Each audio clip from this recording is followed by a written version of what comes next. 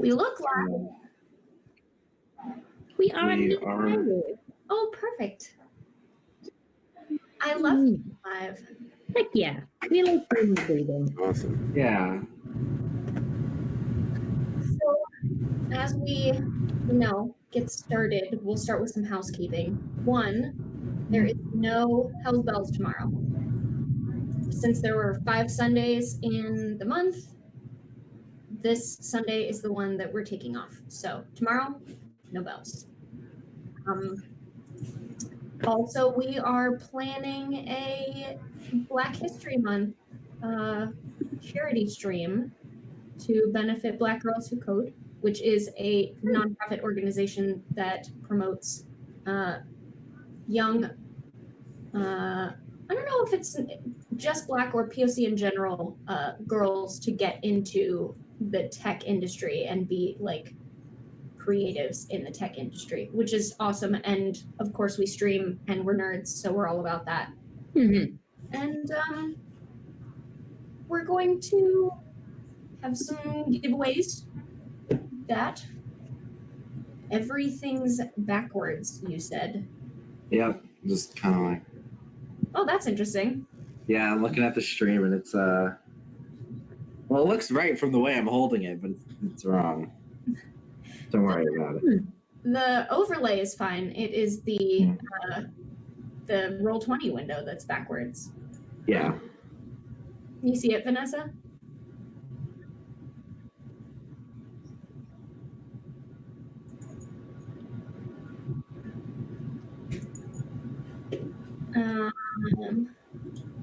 Oh, no, it looks regular for me.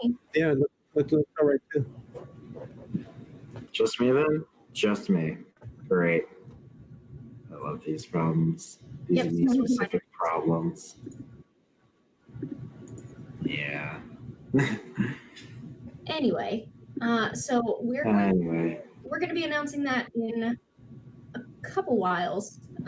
We are getting together players. We're going to have an all-Black cast of players for a Black History Month one shot. We are not inviting some random person just because of the color of their skin and having a token player. That would be weird, and that's not what we're doing. Right. An all-Black cast of players. And Cher, whom you probably know as Sombra from Hell's Bells, is going to be DMing. It is going to be her debut DMing on stream. She's written this adventure herself. We're very excited for it. And we have potentially some fun things to give away. So that is going to be happening early in February. Look out for that. I can't think of any other announcements or anything. So let's go ahead and get into it. The Siren Squad is a group of rainbow mermaid special ops super spies in the vein of Powerpuff Girls or Totally Spies. They come in, they look fabulous, they save the day. This particular episode, usually all of our episodes are contained one-shots that don't have anything to do with the others.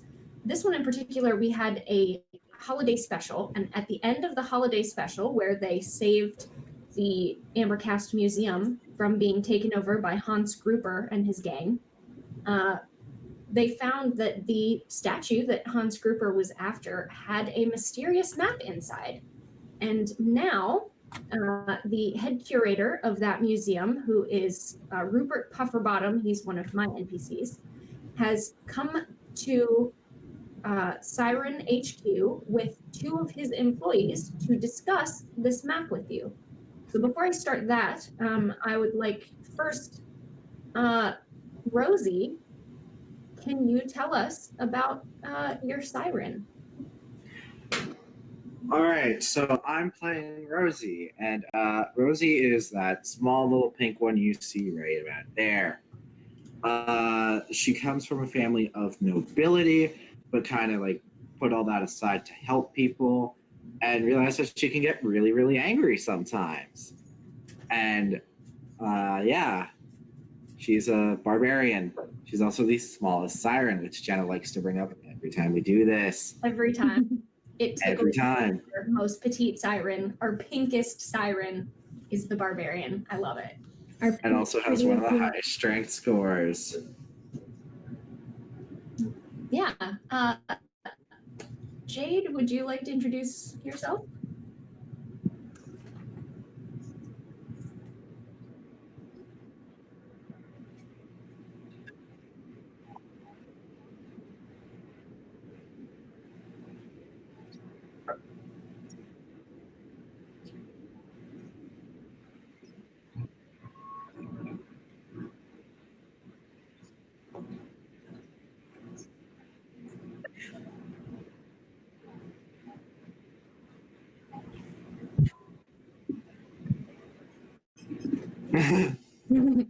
Like Mood. you. Thaddeus is a dear friend of the Sirens who we've met before. Thaddeus, would you like to introduce yourself? Sure. Tad grew up around near the museum, and early on, in order to kind of stay off the streets and try to live a good life, he started learning martial arts. And from there, his teacher directed him to the museum to learn about the world around him. And he took a keen interest, and he would go every Monday to the museum and study at the different workshops that they had, and became very good friends with the staff there, and eventually got a job there, helping them find relics and going on different missions with them. And that's kind of Tad's thing. And so he's very grateful to the museum and kind of giving him like a direction in his life. And if you were able to catch the last episode we had with Tad in it, he is our friendly neighborhood poison dart grung. And Yes. fun stories about some of the things you find in the Ambercast Museum. I would like to introduce a new friend, also from the Ambercast Museum. Casey is joining us as a special guest just for this episode. Casey, would you like to introduce us to Marianis? So Marianis is our happy, waddly little penguin of the tech and roguish genre. She has these thick coats that have all these little pockets for little tools, and there might be a luck pick, there might be some daggers, you never know. But also on top of her shoulder is this tiny little steampunk robotic crab. His name's Sebastian, and he is amazing and is helping with all of her tech and all of her adventuring for the needs of the museum.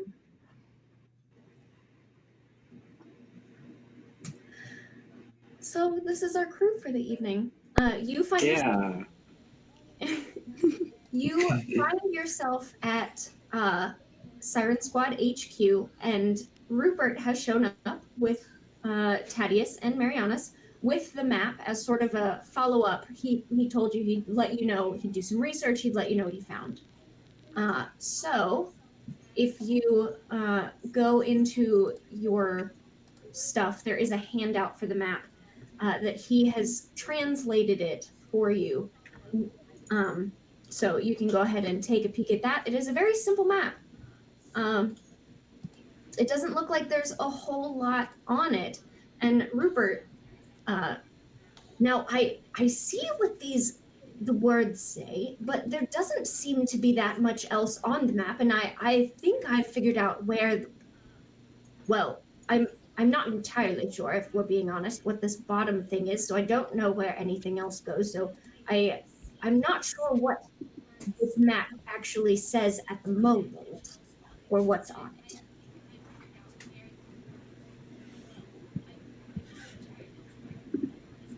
Mm-hmm. Yeah. Are you guys looking? Can you guys all see the I'm looking at the map, but my intelligence is equivalent to that of my character, which is to say a -1. So I think I kind of just gotta if you can't hold see this up to the sky, and like that'll do something. the map has a few small symbols on it that don't make a whole lot of sense on their own, and it says the moon will light your way. Yeah, I think we gotta hold this up to the sky. Mm-hmm. That'd make a lot of sense. Well, there is a full moon tonight if you want to take it up to the surface and see if that gives you any more clues. Yeah, that'll work. All right, so basically Rupert just gives you this map. We'll say that you take it up to the surface, and when you do, when you hold it up in the moonlight, the map changes. Now there is another map that you guys should be able to see called the Moonlit map, and it is the same thing, but it kind of like glows and shimmers, and more stuff shows up on the map in the moonlight, almost in like invisible ink sort of thing. See, Mr. Pufferbottom, I knew the sirens would figure something out. Seems they're very intuitive. I It can't didn't see how they do with this. hold it up to the sky. I figured this out. Oh, here, let me do the thing that Figures it out perfectly on the first try. It's not like Beginner's this map has reading shown here. up in 100 different shows and movies before. The blank will light your way. Hold it up to the blank and it will work. there are a couple things that you guys notice about this map. It changes slightly. The thing in the center looks like it changes from when it's dark to when there's moonlight on it. Also, it starts glowing this like really pretty iridescent purple, and there's jellyfish that show up all over this thing, and you can see more. Like if you were to compare it, almost as if you're like shielding it from the moonlight, seeing it in the moonlight. There are some differences as well as having more information on there. Mm-hmm. But Shouldn't someone like write this stuff down? Maybe it's just me. I feel like that should be written down. what languages, out of curiosity, what languages do you guys speak? Oh, well, you know, I speak Draconic and Infernal. I don't know what you do. I studied some deep speech. And some wrong. Oh, goodness. I speak Yes, primordial. primordial. I wonder where you could have learned Ground. It's a mystery. What is it, Vanessa? I speak primordial. All right. I don't know where that goes. Primordial. This, as you can tell, is a hand-drawn map. I did not try and put runes on it. I speak Primordial and some Zemnian. I did my best. Anyway, What's a Zen? What's a Zen? What do I- around all the jellyfish and the new stuff that appears, there are some primordial script that appears on it as well. It doesn't translate one for one into common, but it does give you a general idea for where the that little symbol on the bottom. You get the idea that that is a cave opening, and you get the general idea of where that cave opening is in this Cerulean Sea. You kind of have a general idea of it. There also is a story on this map. Probably in Primordial, it's like a poem, but in regular common, this is the story of a grand floating archive that only appears on a full moon and then disappears when the morning light comes. Mm-hmm. So there on the full moon, gone when it's gone. Yes. So in game terms, mechanically speaking, what this means is I'm going to be running a clock. Mm-hmm. And you have tonight to get to where you're going and get back before it disappears. Is Right. basically what I'm telling you right now. I mean, we could just draw a copy of this map so that we can store this map away without risking losing it. and B, not be on such a strict timer. No, Wait, sorry, have that A, might have been intelligence. I don't mean that the map disappears. It means that the islands disappear. Oh, okay. Yeah, we should figure this out then. That would be important. Yeah, I knew that. Yeah. But we exciting, we get to visit a great library. Is that what I'm it only wondering a certain like moon. Is it a blue moon, a red moon, a blood moon, super moons, or is it any full moon? I thought there was only one moon. There might be, but there are subtle differences within the planet's trajectories that are shown with the stars that changes the color of the moon. But I don't know which Jenna moon. does not know about those things, quite frankly. So I'm just gonna go ahead and say a blue moon because that sounds oceany. Okay. Yeah. But suffice to say, it is a special and rare occasion. It's not just once a month. Yeah.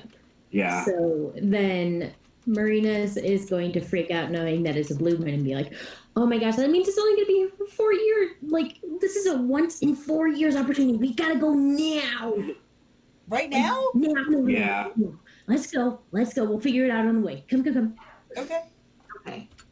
So, just a moment.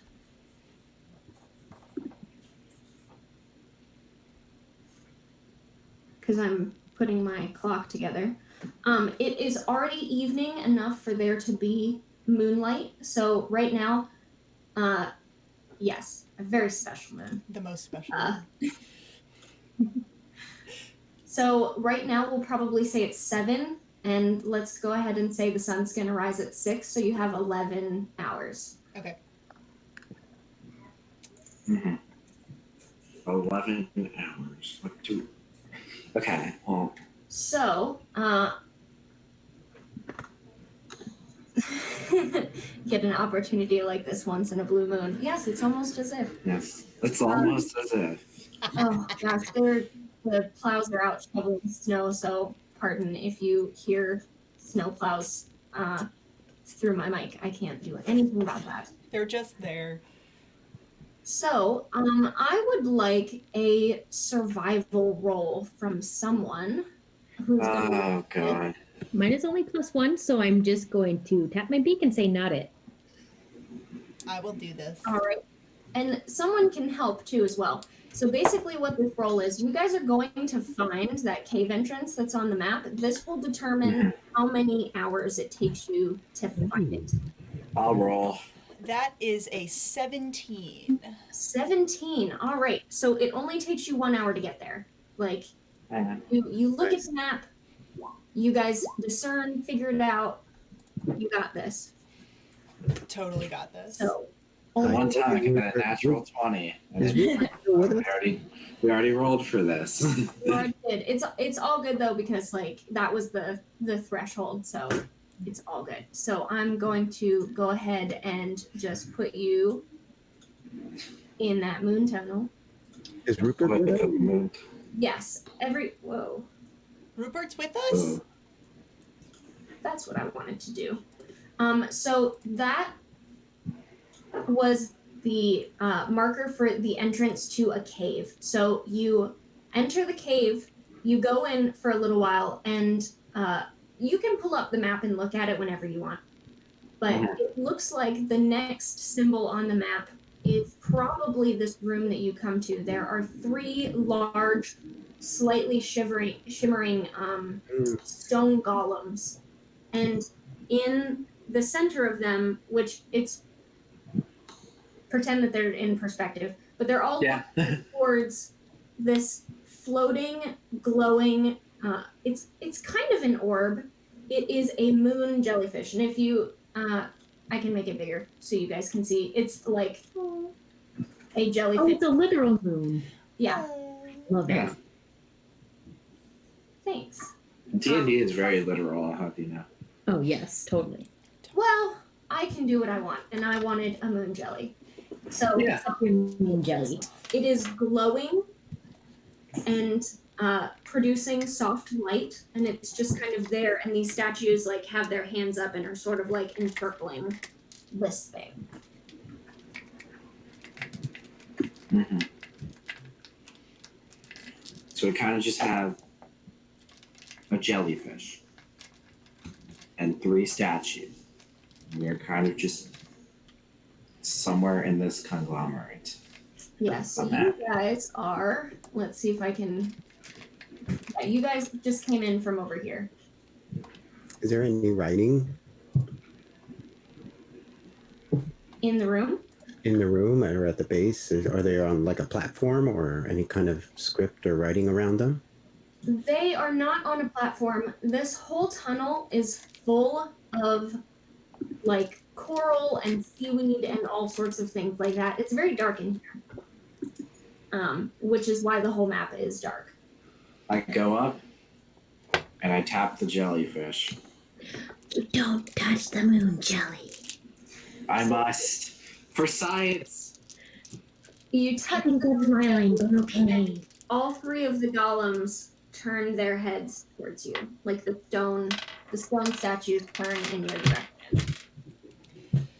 I would just like to place a commonly known Finding Nemo quote.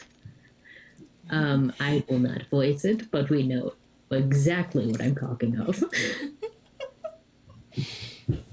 Listen, it had to be done so we could archive this for the museum that one day someone did touch a moon jellyfish Fun and fact, lived to tell the tale. I have touched many moon jellyfish. I have touched a mutant moon jellyfish. It has 8 stomachs.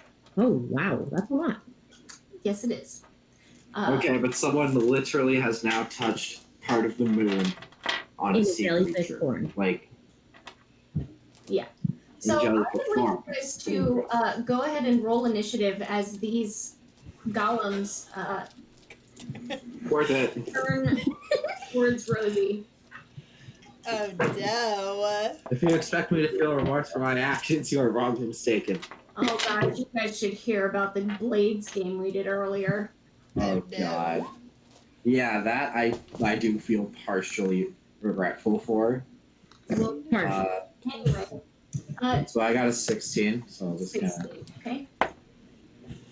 Oh man. How Damn it. did someone get an 8.2? No idea.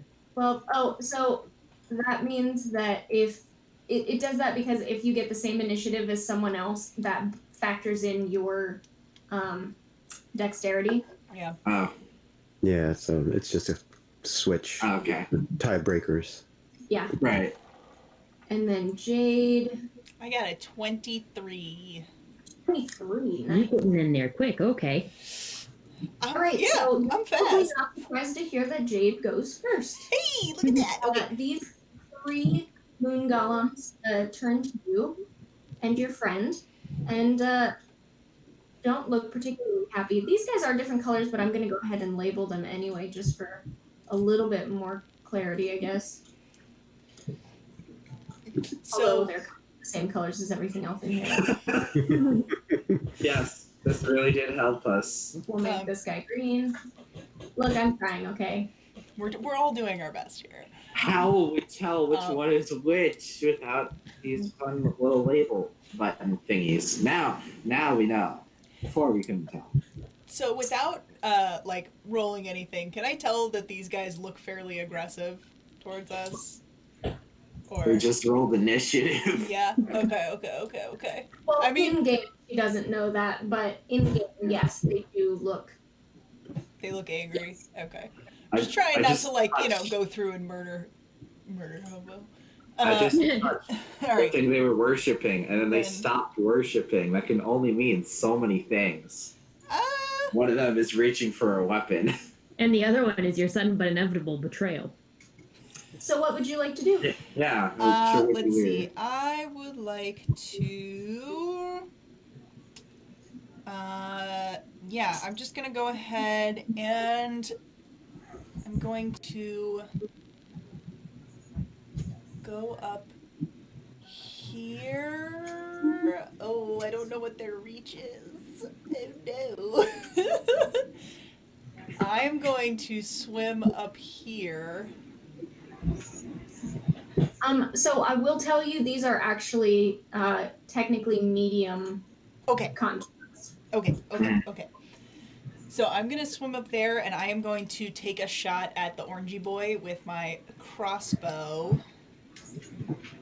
No, you know what? I'm not going to do that. I'm going to take a shot at the green guy because he is within 5 feet of one of my allies. Go for it. Go for green. That is a 26 to hit, That hits. which means Yeah. sneak. And oh damn it, I need one more. I don't know why I do this. Every time I play a rogue, I never pull out enough d6s, even though I know exactly how many I need. And you could just roll 1d6 multiple times. No. No, that's too much remembering of things. I am incapable. Alright. That is 17 points of crossbow damage. Excellent. To the green one, you said? Yeah, to the green guy. Okay. And then I am going to, if I can, tuck behind this crystal-y thing and hide as my bonus. So this, sorry, that is my fault. I didn't actually explain this very well. So this is kind of a narrow cavern, and the crystal-y stuff is just sort of filler, but where this like ledge of like pebble rock situation is sort of like the cave. Okay. Yeah. So you stay within the confines of that, but there is tons of coral and seaweed and Okay. I mean, it's all over the place in here. So I find a little you nook are and just like, I'm just gonna move you one square in, and then you're good to go. excellent. The rogue's best friend. We did it. Just, Yes. Is that the end of your turn? that will be the end of my turn. You only have the one attack? Yes. Yes. Okay. Because of my Archie type, Archie type. where I also get to cast spells and things. Yep. So, that being your turn, next is the orange guy. And the orange one is actually still just going to, he is going to focus on Rosie since Rosie is the one trying to touch the no-no object. Yeah, gee, I wonder why they could focus on me. I pulled out, here they are. Here they are. I have my glittery iridescent Ooh, jellyfish pretty.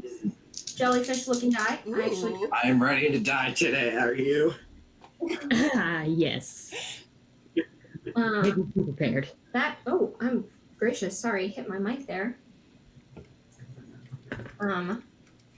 That is probably not gonna hit. I rolled really low on that one. So that is a 10 to hit. Nope. Okay, so no, that does not do anything. So this one, like, sort of raises its stone arm at you, and you see a little bit of, like, shimmering moonlight start to come out around its hand, and a little beam comes out from its hand, and you dart out of the way just in time to miss it.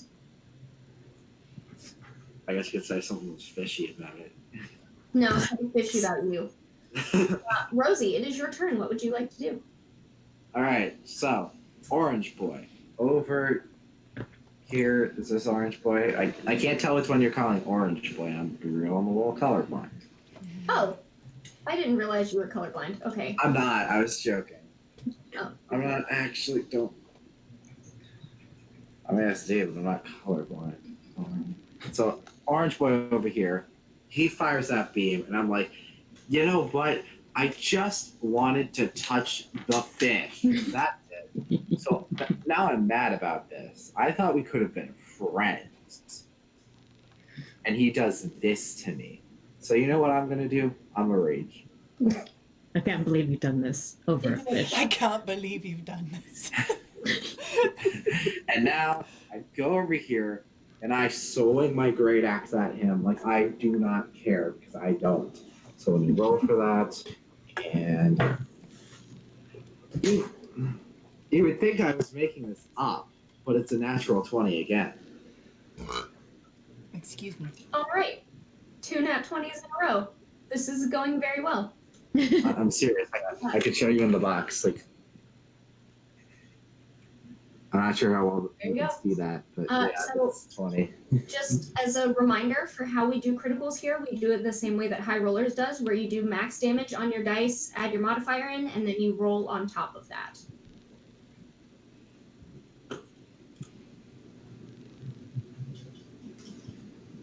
Okay, so 12. It's D12. And then. And this is the orange one? Yeah, orange one, and then 16, 19, and then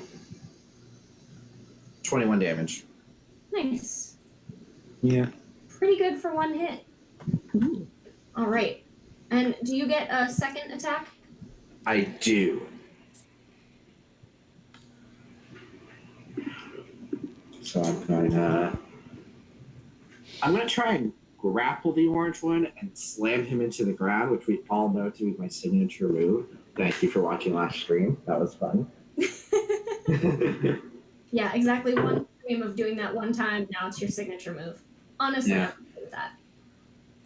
Let's see. Does a 17 hit? It does The hit. ground? Yeah, if you're trying to grapple, I think that's a contested strength. Oh, okay. Well, So that's just strength. That would be. well, he just rolled a nat 20 on that strength save, so I don't think you grapple him, but you do hit. Yeah. You can at least try and like barrel into him. So go ahead and So that's 5 damage. So yeah, that hurts. 5 pink fish damage Oof. Yeah. as you hurl a pink mermaid right at him. Neat. Is that the end of your turn? That's my turn. Yeah. All right. Next up is going to be the red one. And I think the red one, Jade, you're hidden, right? Well, I didn't technically roll for it. Do you want me to roll for it? Yeah. Yeah. And I'll do a Oh, that's pretty good. What is my stuff? Oh, wow. So that is a 29. oh, perfect. Because I rolled a 17. I was like, I don't know, but yeah. So he doesn't know where you are. He's going to continue to go after Rosie. Yay for expertise. He's going to come over here. This is like a jade guy. This jellyfish is just like floating towards the ceiling, just hanging out, being bright and glowy. Shiny. He. Yeah. Oh, I'm sorry. I'm a dumb. He would not move. He would stay where he is. I mean, you act like I care if he moves towards me, though. Rolled low. It just means that you are in a target-rich environment. I did this intentionally. That is only an 11 to hit. What the heck? How did I waste my nat 20 on trying to find Jade? Ow. It wasn't it was not being grappled by Rosie. Anyway, yeah, so this misses. This guy also raises up a stone hand and some glowy sort of pearlescent magic comes out of it and shoots right past you. Really, It's just going to be the highest of accuracies here. You know what? They haven't had to do any of this in a long time. So. They're just a little rusty. They're getting themselves Very together. honest, it is your turn. That's the justification I use for going on a run, not them trying to defend their religious items Yes. from being touched by a fish. Maybe Pretty to moon jelly. When their religious item is also a fish. That makes a lot of sense if you think about it. Yeah. Yeah. What would you like to do, my darling? Casey, that's you. Casey? Oh, me. Okay. I sorry, I didn't hear who was talking about. I'm sorry. Yeah, I was like, whose turn is it? Yeah. Okay, so I am newbie rogue. How the heck does sneak attack work? Like, would I be able to sneak attack orange, or do they have to like not be looking at me to be considered sneak attack? So for sneak It's a attack, sneak- there's a couple different things. On there. You can either be if your enemies or if one of your allies is within 5 feet. If you're attacking from a hidden position, there's a couple of other things too, but those are the big two. Okay. Mm-hmm. So they are all engaged with your friends, so you would get sneak attack on all of them. Yeah, or if you have advantage on the attack roll. Sweet. All right. Yeah.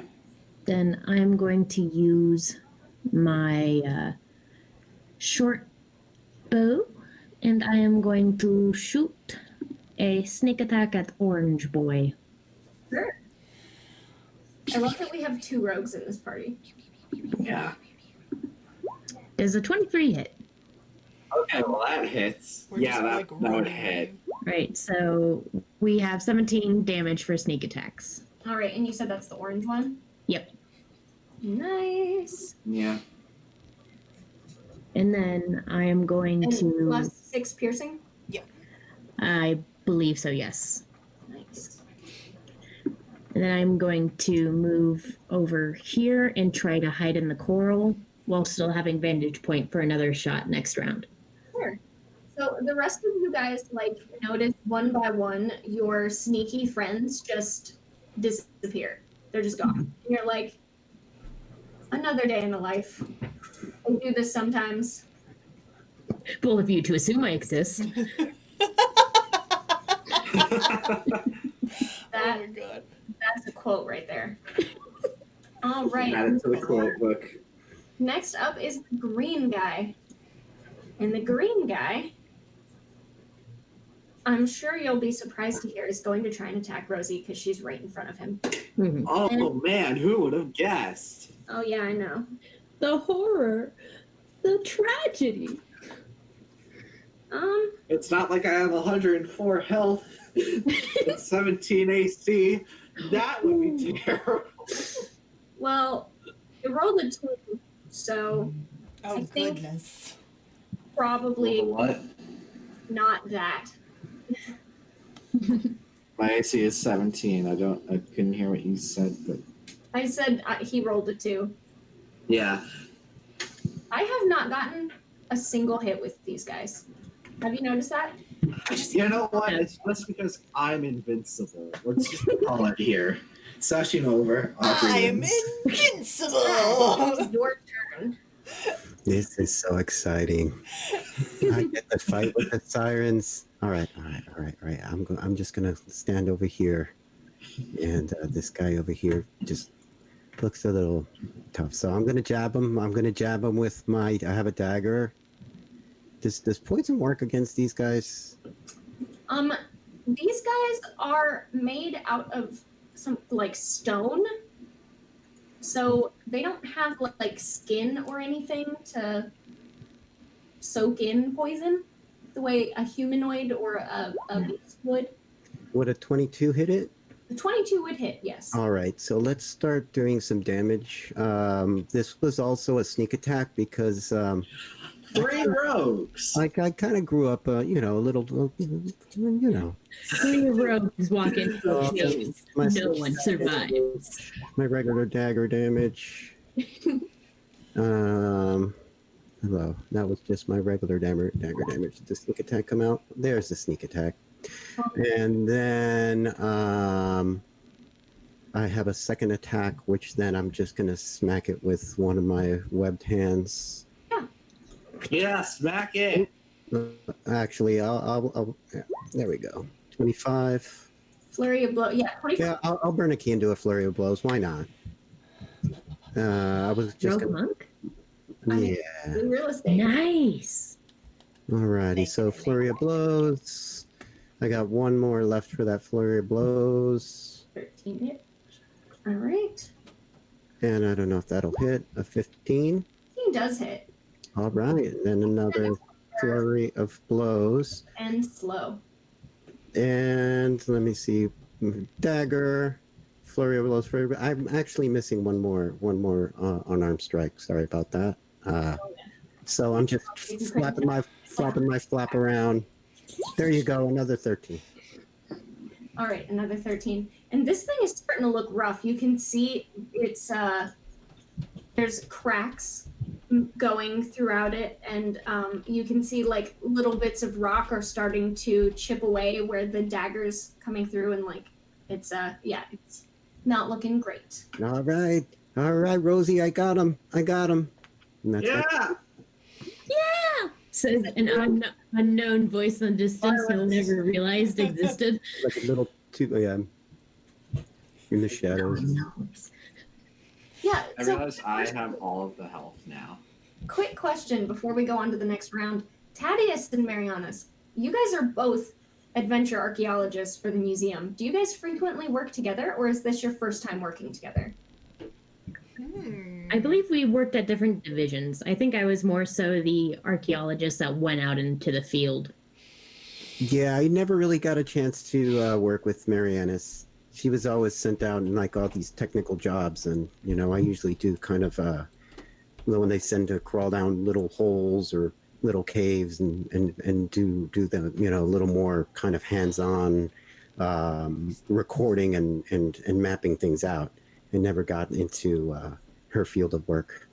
Oh yeah, so you guys are both like adventurers, but not quite the same type of adventurer. So this has got to be kind of fun too. Like Exciting. It's real thrilling. Mm-hmm. It's glad to see a frog out of his desk job. I love it, and I love hanging out with the Sirens. It just can't get any cooler than this. First time meeting them, but I can definitely see the appeal. I mean, we are They're pretty great. cool, They help a lot of people. So Jade, it is your turn. Oh, me? Okay. All right, I'm gonna go ahead and pull out my rapier and take a swipe at this guy. So that is no, not this one. Nice. That is a 24 to hit. Excellent. Okay. Are you sure that it hits though? I think we might. Are you just Who knows? All Who right. knows? Maybe we're reading numbers wrong. Who knows? not great? Remember, on you this. have bardic inspiration. No, you don't actually. 10. So that's 15 Ooh. attacking from hidden. And then because of my fancy schmancy crossbow expert, I can then, as a bonus attack with my crossbow. So I'm going to shoot at the red one. No sneak attack on this. Which the red one has not taken any damage yet. So. This You know what? I'm getting to it. I'm working on it. This orange one, by the way, also is starting to look like it's taking a lot of damage. That rapier went straight into like a joint kind of area and just kind of pried some of the stone. Ooh, again, hitting this. I'm not used to having the mic right there. Sorry. Pried some of the stone apart. So this one's also looking pretty rough.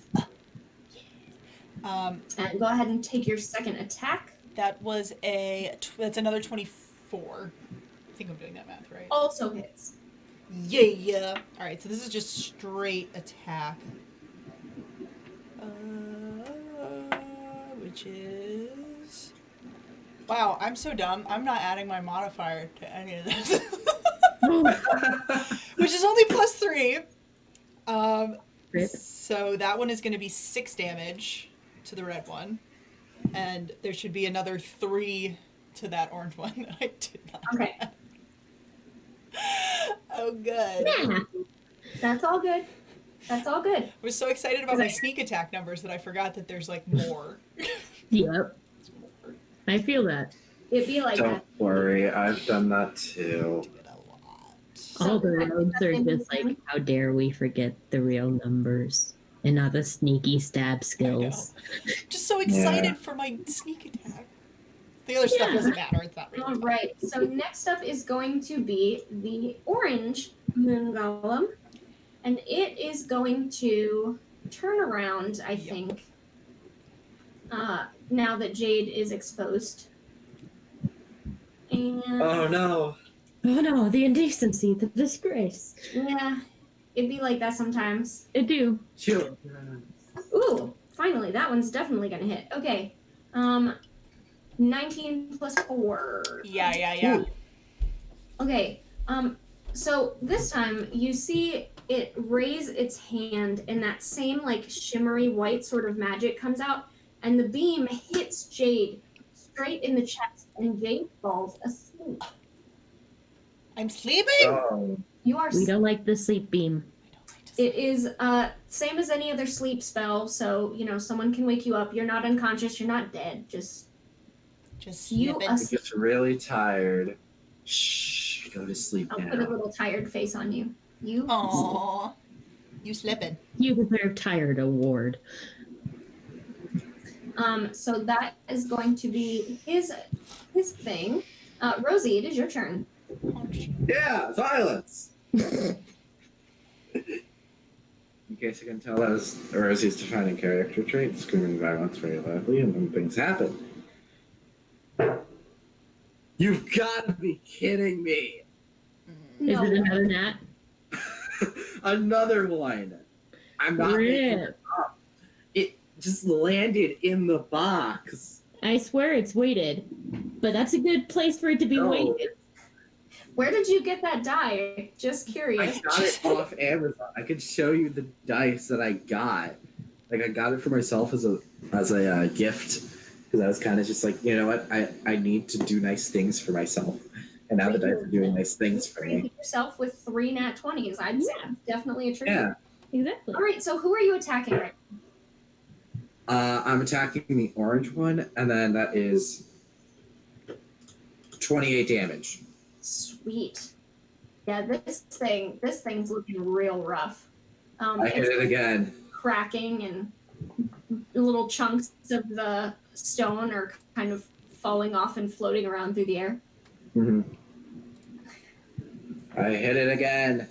Do it. You've got to be kidding. It's a nat 1. Oh, That's justice. justice is being served. It's only on the gnats. Audrey really is an all or nothing kind of person, though. So Yeah. it's to me. At least it fits with the aesthetic. We embrace the aesthetics. We do. People in the chat are talking about the dice. Audrey, We jinxed it. We jinxed it. Gronk is apparently going to buy all of Amazon's dice. Yep. Audrey, is that your whole turn? No, I'm going to move over here. And to wake someone up, Takes an action. or I could damage them, right? Like if I pricked them or something, they would wake up. Do.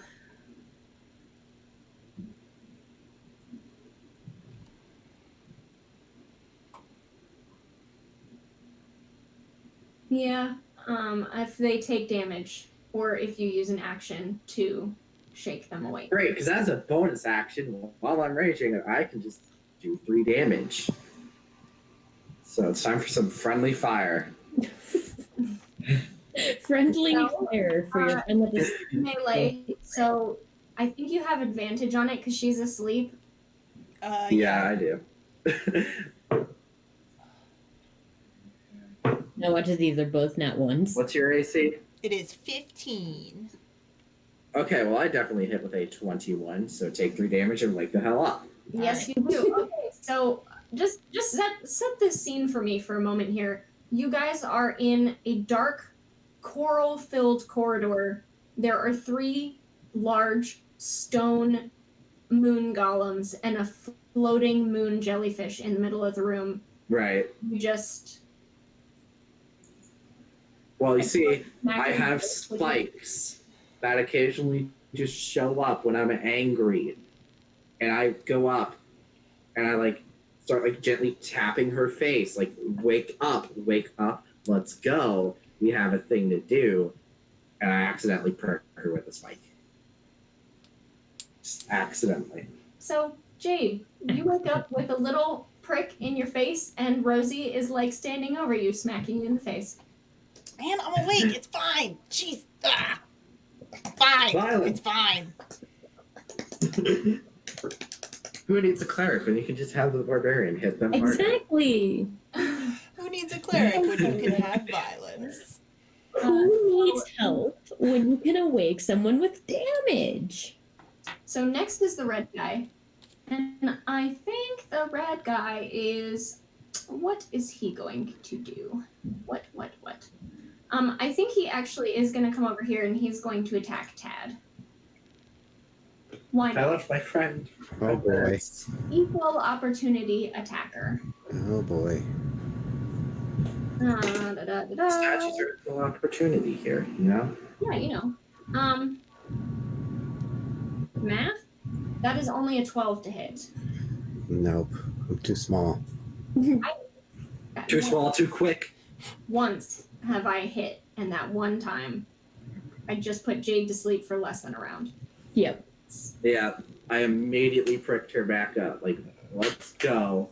Who needs caffeine when you have pain? These things really should have multi-attack. Marianas, it is your turn. You can give them a multi-attack. I am going to do a short bow from my little hidey hole of coral at the green with my sneak attack as well. Go for it. Boom. Ooh. Ooh, that was a crit. Damn! Okay, so we have Ooh. a sneak attack on that. So Now, when it says crit damage, it is not calculating crit the way we do crit. yeah, I'm looking at my damage dice for sneak attack, and it is 5d6. So that'd be 30 for the sneak attack on top of the 18. Oh, God. Okay. And then the piercing is from the short bow, if I'm reading that right. Short bow is 1d6 plus 2, so that'd be 8 on top of the 3. Okay, so that's 56 points of damage. Yep. Jesus Yeah! Christ. Sneak attack I crits have are powerful the pinball. best! So tell me how you use a short bow to completely annihilate this big stone golem. Okay, so get this. This is the idea. So Marianas is just gonna throw it back from the coral as it flies. It has little like spigots of the coral breaking off with it. Oh, I forgot to put Sebastian on the map. It's all good. He's just spectating right now. Sebastian, by the way. Oh, hi! He's very cute. He's And- the best. Coral breaks off, and with the water and the currents, it just seems to funnel in with the power of the bow. So it's hitting the center of the chest, it starts to crumble, and then little pricks of coral just helps disintegrate it more, and the stone just floats to the top around the moon jelly. Yeah, I would say so. So since he's completely like destroyed, I'm not gonna put an X over him. I'm just gonna. It's gone. He's just obliterated. Bye bye. Okay, You fired an arrow out. It turns out it was infused with statue beacon magic. Yes. So Is that all you'd like to do, Marianas? I'm gonna look at Sebastian and be like, "See, this is what you're supposed to do." Kind of like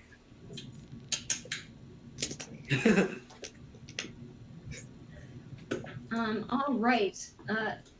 It was going to be his turn, but it's not his turn anymore. Tad. That was amazing. Thank you.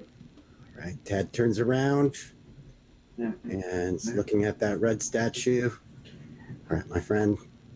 Sorry to have to do this. Yeah, my first attack. Ooh, a nat 1. No. Oh, Rip. Out of 7. Or is that my glasses? Is that how bad my eyes are? No, 7. It's an 18. Yeah, it's a 7. That's how bad my glasses are. I'm like, Oh, wait a minute, is that a fun. 1 or a 7?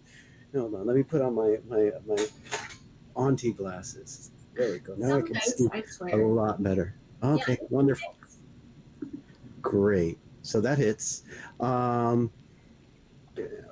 and then I'm going to do another unarmed strike. And that is another 7. That looks like a 1. Wow. All right, 13. And then I'll take my bonus action of another unarmed strike. I swear, if it's going to be 14 damage, I'm going to laugh. Boom. I know. No, this is. And that was Broke my the cycle. damage. So close. That would have been hilarious, though. I really would have. It would have. But I still think doing 35 damage in one round is pretty respectable. Mm-hmm. All right. Yeah. Pow, pow, pow. So I just want everybody in the audience to know that Tad is like a 3-foot tall little blue frog. Like he's a tiny boy. And He is he's small. like kicking and punching and monking it up against these giant stone statues. And And the statues are losing. I swear, if anything, he should be getting Fury of the Small as a feat. It's I don't know Fury what of that the is, Tad. but valid. Yes. yeah, Fury of the Tad. Powerful poison punch boy. Is that your turn, Tad? Did you- That is my turn. Okay, That's all perfect. Tad's going to do right now. And Jade, top of the round. Me? You're You're awake. welcome. Hey! You're welcome. I'm the healer now. Okay. Oh, wait, we don't have a healer. That's going to be We fun. do not have a healer. No, you're like all monks and a barbarian. Yeah. all the roads. Don't worry. Okay. I'm very good at balancing encounters. Mhm. What am I going to do? I'm gonna attack the orange one with my rapier again. Sure. Yeah, you've definitely done some damage to him. That is only a 16. 16 hits. Hey, okay. These boys are big and slow. So that's still good sneak attack because Rosie is there. Plus the Nope, you have friends involved. rapier. What does a D8 look like? I'm fine. There. Okay. So that is 10, 13, 17, Get you some water, y'all. 26 points of damage. Yes, everybody drink your water. Jade, I how will would you retrieve like one. this moon golem to death? Give me a moment to retrieve the liquids. So she, I imagine even though she wasn't technically hiding, she was probably a little hidden because she's blue like water. So this is just kind of what she does. So she's kind of shimmies up and comes down with the rapier through the top of this thing's head and it just cracks in half. Nice. I got it. So this guy, gone.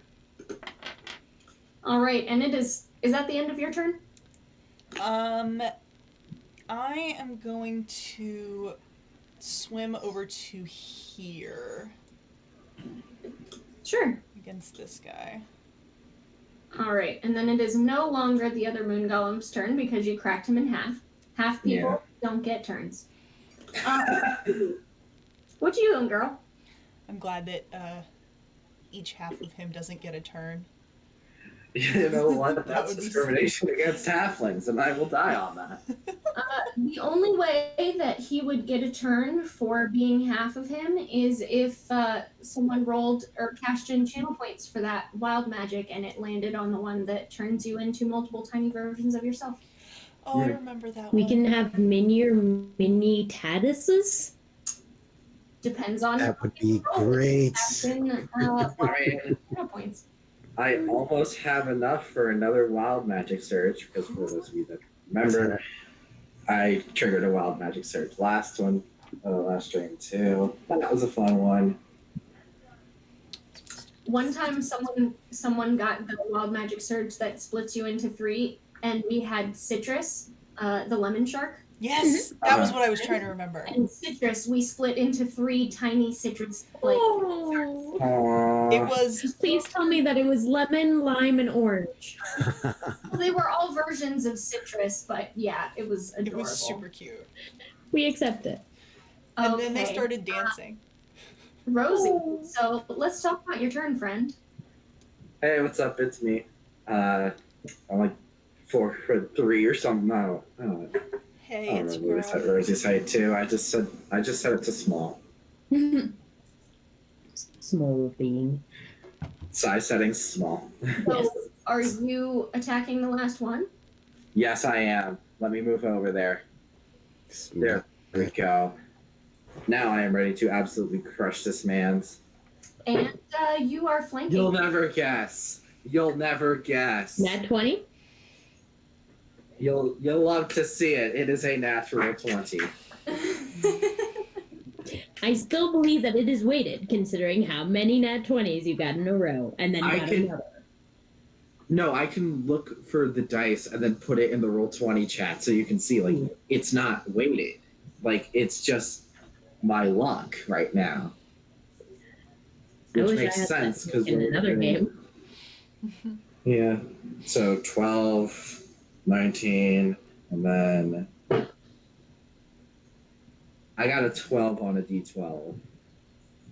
So 19, Plus 24. 20, 31 damage. And I still have another attack. Have you been adding in your rage damage? Yes, I have. Okay, and your other bonuses and everything? Yep. Okay, sweet. So that's 43 damage. All right, and this guy looks beat up, which is not a surprise because Rosie is beating him up. I'm just really mad that I didn't get to touch the moon jellyfish. That's it. Now we're gonna roll. And okay, I did not get a natural 20 this time, but it was pretty close. I have a 19. Hits. Yeah, so we roll for that damage.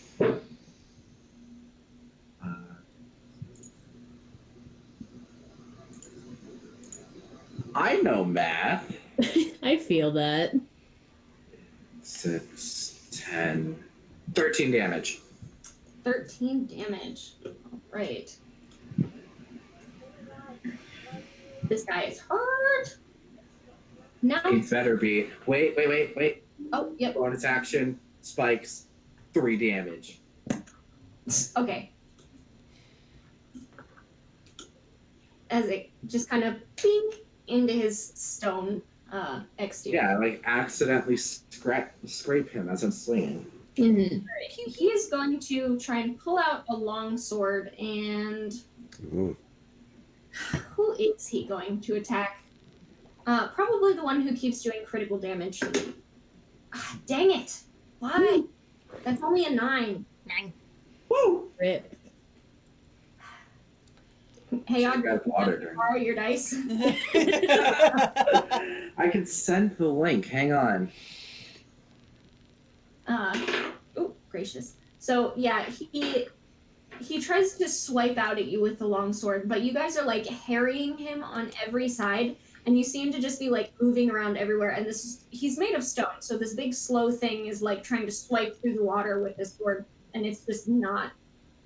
You guys are just too fast and too everywhere. All right, Marianas, it is your turn. All right. Second, first, same as first or last two. I don't know. We did this many times. I'm doing it again. This is round 15 3, hit. so yeah, you've already done it twice. 15 hits. Okay. And then with the sneak still, we got 14 sneak attack and 3 piercing on it, so 17. 17 points of damage. Yep. Tell me how you also kill this one. So, I am going to, like, you're gonna see through the little clouds of coral, like maybe her peeking out a little bit more since there's only one left. You just see Mariana's just. Okay. Just pull out the bow, get in the center so that it goes into 4 equal quarters for everyone else to be able to hammer in. More. And that is it. That was great. All right, so as this guy goes down, it is just you and the floating crystalline moon jellyfish. I want to tame the moon jellyfish. I want to tame the moon jellyfish. I'm so glad it's not just me. Okay. Do you touch it? Do you touch it with your hands? No, I don't touch it. I'm kind of like, hi, hey, what's up? Hey, who's a good jellyfish? You are. You want to be my friend? I'm trying to like tame it. Can I try to cast Mage Hand and see if I can like guide it down like gently? Because you said it's floating up, right? Yes. This is not, and you guys as characters can see this. This is not a living jellyfish. This is like a crystal, like sculpture, like an item. Oh. That is a moon jelly. It seems to be enchanted somehow. Like it is moving, but this is not. Disappointing. Disappointing. Okay. The betrayal I feel. Like made out of crystal, like iridescent something. Mm-hmm. Okay. Moonstone, maybe. Let's say. Perhaps, who knows? All right. So yeah, you go ahead and move down towards the guy. Yeah. So I bring it down. We're taking the jelly. I've stolen the jellyfish. So your mage hand, like on top of it, bumping it down. Yeah. Okay. When your mage hand touches the top of this thing, Everyone dies. TPK. Whoa. Whoa. it Dang. Is it It a light switch? glows, and it glows with like moonlight, and everything else around it starts glowing as well. Ooh. See. Can I try and Shiny. take the jellyfish? Like, can I try and grab it? Yeah, you can try to grab it. All right, I'm just gonna grab it and take it with us then. Okay, so when something is no longer touching the top of it, then it goes back to dark. What if I like tied a string So we have a around moon it? jelly flashlight now. Okay. So what I'm thinking is tie a string around it, like around like the round bit, so something is touching the top, and then we just drag it with us like it's a kite. Yes. That's where we're going to take our first break. Okay. Hey. All right. Perfect. Okay. Which I wanted to take a couple minutes ago, but I was like, it would be dumb there's only a couple hit points left on this guy. It would be dumb to cut the middle of a fight. So Oh yeah. Right. we'll cut it Yeah. with a magical crystalline jellyfish clap-on light. Yes. Have fun. Slash kite.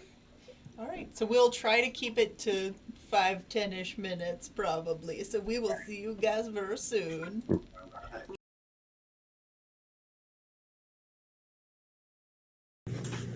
We are back.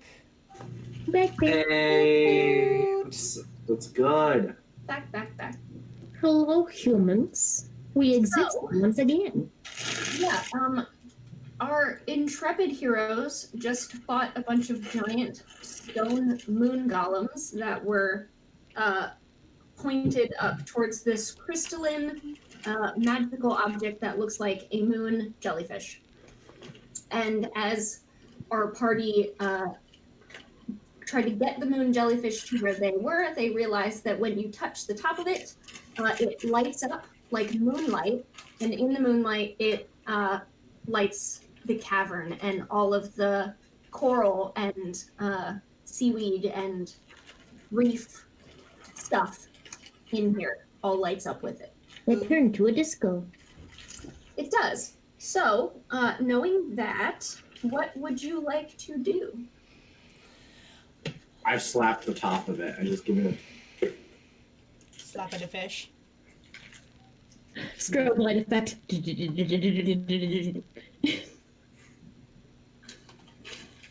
It lights up the whole area, which you can see a little bit better now, the outline of where the actual cave is. Yeah. Ooh. Right.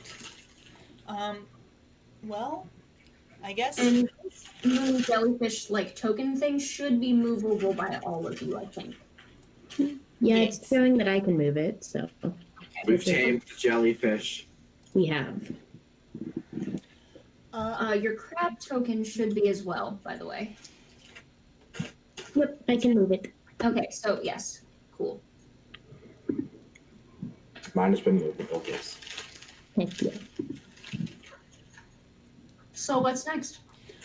So I guess we can. Well, if it's going to be light in here, we probably don't need to be super sneaky. What do you guys think? Yeah. Let's go deep into Well, I mean, my plan was just to plow through walls anyway, so I guess this kind of works. Well, All right, let's move along. So wait, what all did the map say about directions and whatnot whenever it was light and glowy? let's see. You guys should have access to your Mm-hmm. on the page. One just says map and one says moonlit map. So right now, with the crystalline moon jelly lit up, we would be looking at the moonlit map. Okay. Well, I see So, the cave It entrance. looks like on the right Yeah. there's either dolphin or a Oh, shark. yeah. I'm going with shark. And the other side looks like plants and everything. Yeah. So looks like there's a division. Oh, a really in- nice shark. His name is Here? Rupert. So Yeah, maybe shark. Her name is. let's try going left. Then we head this way. Yeah, I think to the left. The right is always right. The right is always right until you No. get bit by Jaws. And what if we're holding the map backwards? Do you think of that? I didn't because I mean we followed the direction of the map here and it already got us here. And we're holding it the same way. Right. If we were holding it so that it was backwards, we wouldn't notice like up and down being different, but we wouldn't notice left and right. But the entrance was at the bottom. Mhm. So we're going from the entrance at the bottom up to where we're going at the top. Yes. So there's no. Let's go backwards. Right, but what I'm saying is like it's like when you're holding it up to like a mirror or something. That's what I'm saying is happening with this map. Do you think that's actually what's happening? No, I'm just trying to convince you guys to go to the other way. I'm curious.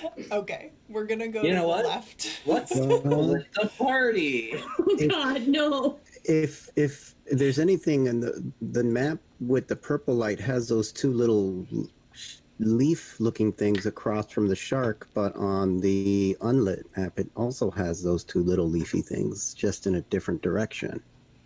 Yeah. So maybe the leafy things are what we should be going to. Mm-hmm. Those leafy things are very properly drawn seashells. Seashells. They're leafy seashells. We adore the leafy seashell. Leafy know what, seashells. Mario? Them wholeheartedly. Okay. This Mario might stays be towards the back. Okay. We're all doing our best. Well, so I think we are still going towards the left then, or no?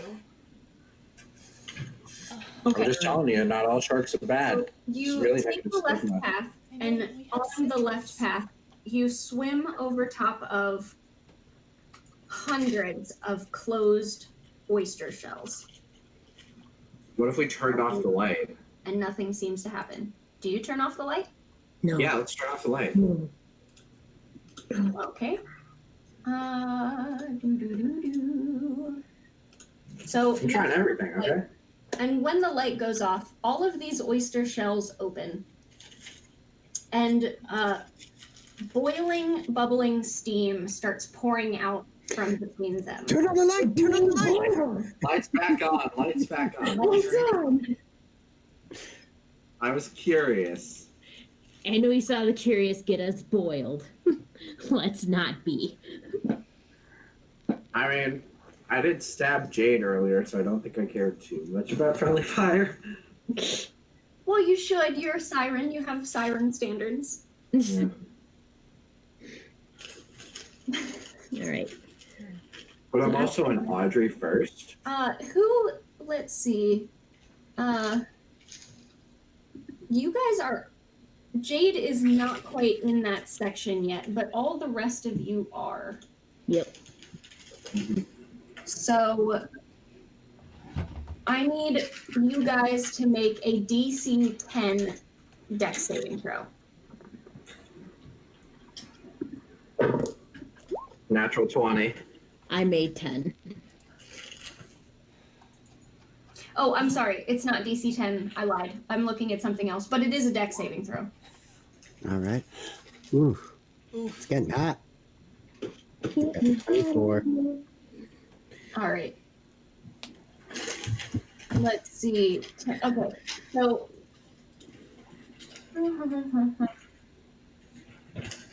Excuse me. Just a moment.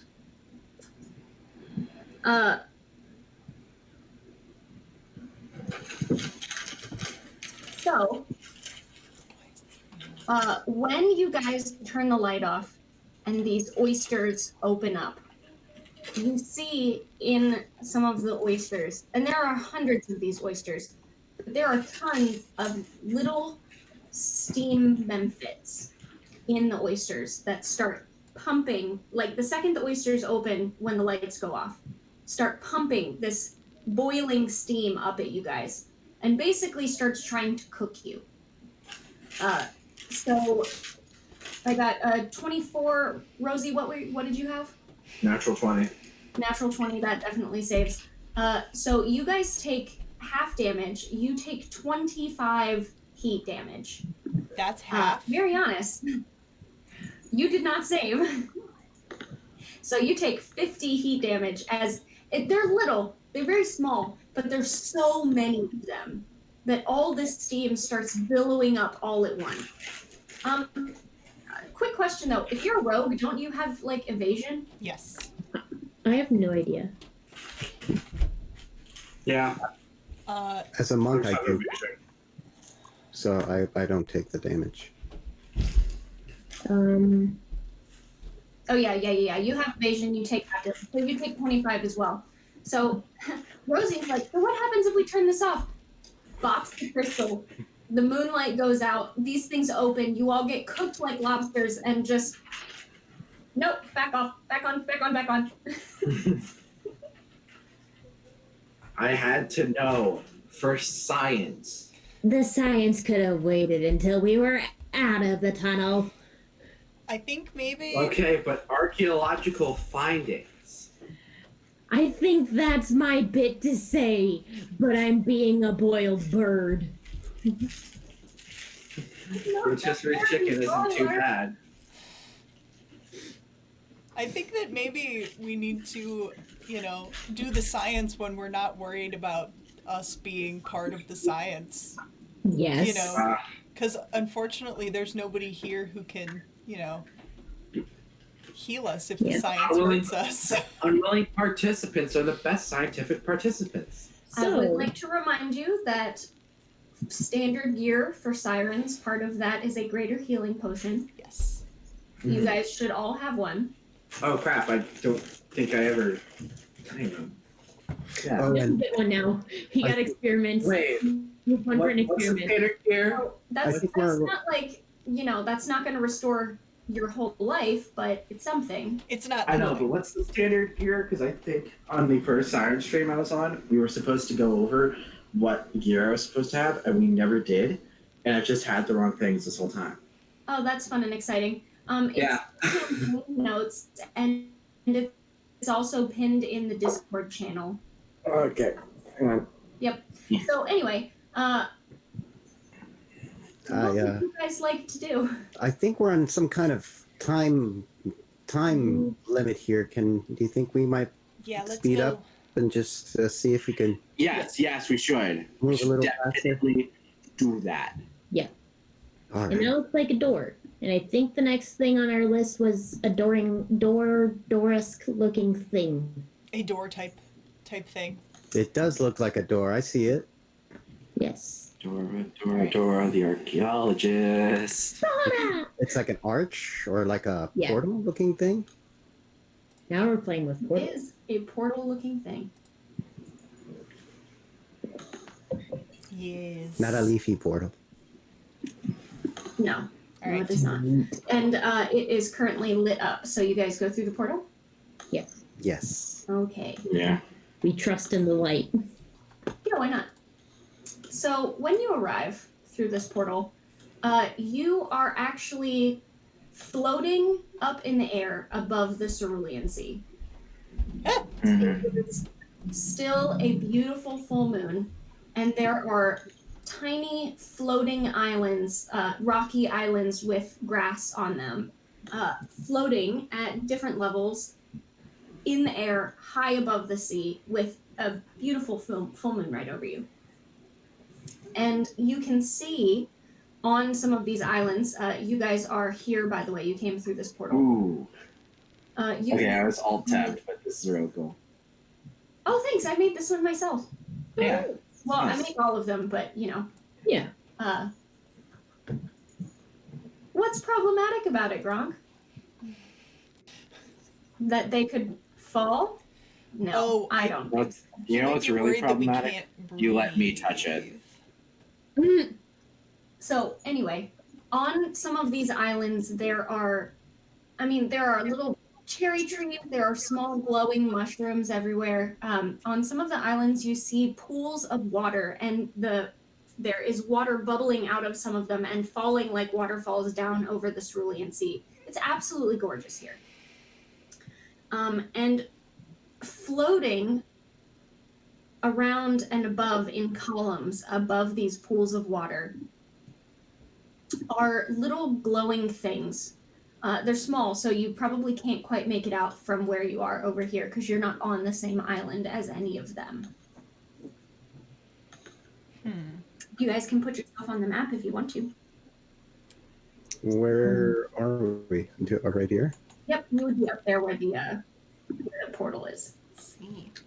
Well, on the thingy, My there's a thirst for plot. science is great. Hmm? My thirst for science is very great right now. No. No Oh, sciencing for you again. Science. Science can pause. Living can't.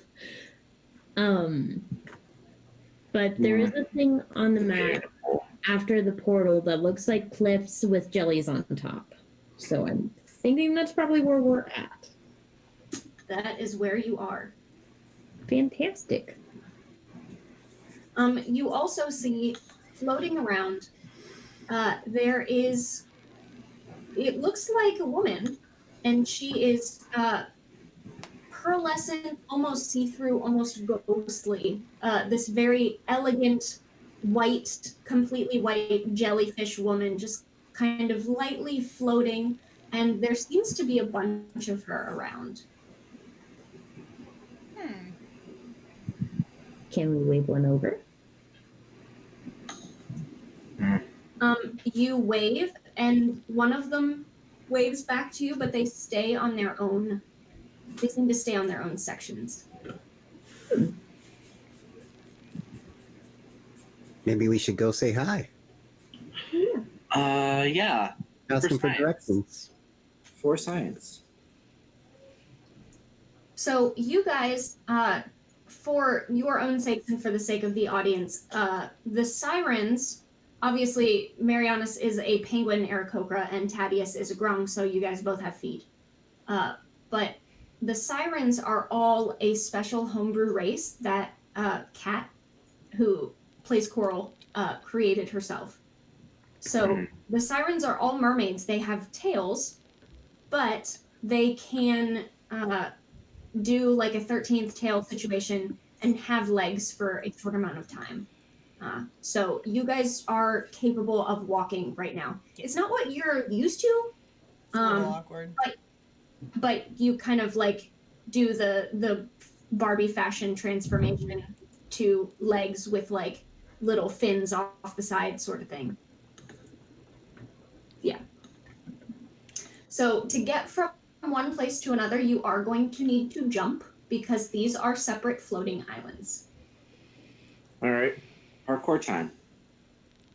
Also, I totally didn't just add an item I was supposed to have this whole time, and I just remembered it's there now. Yeah, that's what happened. That's the story, and we're sticking to it. Yeah, totally. You can't prove me wrong. All right. Anyways, Casey, you were going to say something? So I know that Aarakocras are able to fly, but I know in real terms penguins can't. So which way are we going? for you, instead of being able to fly, you can swim and breathe underwater. Okay. Real penguins can't breathe underwater. You're a fantasy or a cobra penguin. Shut up and fight me. Fancy penguin. So you, instead of being a flying Aarakocra, you are a swimming Aarakocra is basically what it is. Okay. Gotcha. All right. And Just wanted to make sure I knew any loopholes or lack thereof. yeah, no, you're all good. You're all good. The distances here are usually like 5 feet. They're not really that bad. You can see some of the spaces, like a space over here, and like the space here is a little bit more, but for the most part, you can reasonably jump from one to the other. Okay. So if I want, okay, so thing over here. There's things on everything. Mm-hmm. Yeah, All the right, floaty lady. Let's let the screaming idiot go first. Mhm. Yeah. Right. All right. What is this? I'll hop on over too. That's the lady. Oh yeah. Here, I will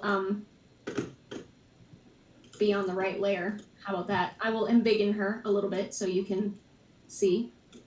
She's a dainty. Ah, Ooh.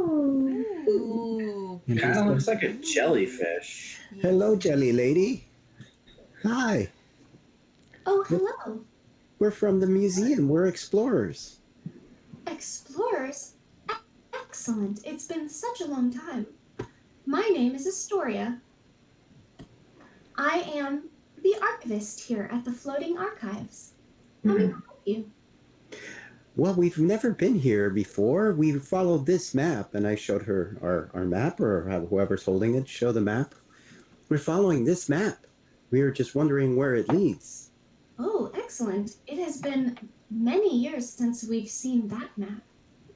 It leads here to the archives. This, and she kind of gestures around everywhere, is the culmination of all knowledge we have so far in the entire Cerulean Sea. It's divided into sections, and she kind of goes into librarian mode and starts introducing.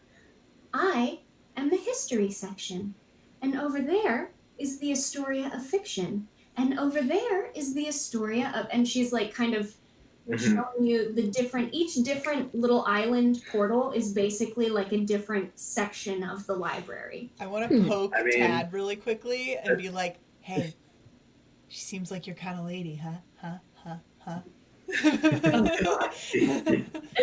Oh, God.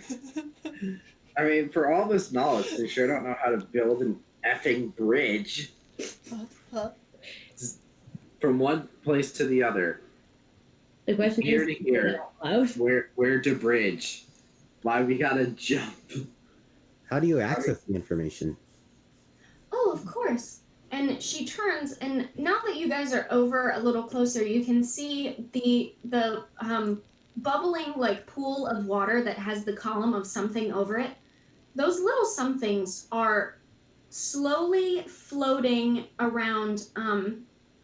They're not actually jellyfish. They are little, they look like jellyfish that sort of like see-through, translucent, a little bit glowy, but they're books.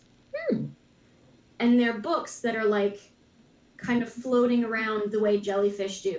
in this column. The way jelly do. And I asked her, are we allowed to touch a book or get a book? Oh, absolutely. Is there something specific you're looking for? Is there books about a book about the knowledge of this area, or what do you house the knowledge of everything here, or just specific subjects on everything, or maybe a map of the place? The floating archives are specifically all the knowledge held in the Cerulean Sea. There are other archives for other places in the world, but this is the archive for here. If you want to know more about this archive, and then she points over to another section, and she goes, we do have a section on mythic and legendary places. Oh, cool. That is wonderful. Can you take us there, or do we walk? Oh, this is my section, and I have to stay here, but there is another Astoria over there, and you are welcome to go speak to her. Oh boy, more jumping. This is what we wanted. Everybody jump. I don't know, this is kind of nice. I don't get to use these legs that much. For like deep historical treasure, what do we find? Jumping and jellyfish. And more jumping and more jellyfish. And then jumping to jellyfish. I would be interested in knowing where there's information on other places to explore and kind of try to get some of that information for the museum. So that would be interesting to me. I'm following Thaddeus because I want to get out of here as quickly as possible. It's like hugging your mom's leg at the grocery store. But instead of your mom, it's like a 3-foot frog. If anything, you're just tapping his head. Yeah. Instead of Come on. hugging leg, you kind of get dragged through archaeological findings, the likes of which your society has never seen before, and you just want to go home. Yeah. Is it the one above us, or is it this one? It's the one you're on. You're good. Yeah. Quick side question. Since you're saying that we have been timed and everything through all of this, how much time do you have left before it disappears? Right now, you guys are at, you've had 3 hours already. So, It's disappearing as we speak. Yep.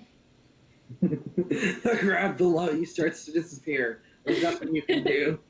No, you guys do still have some time.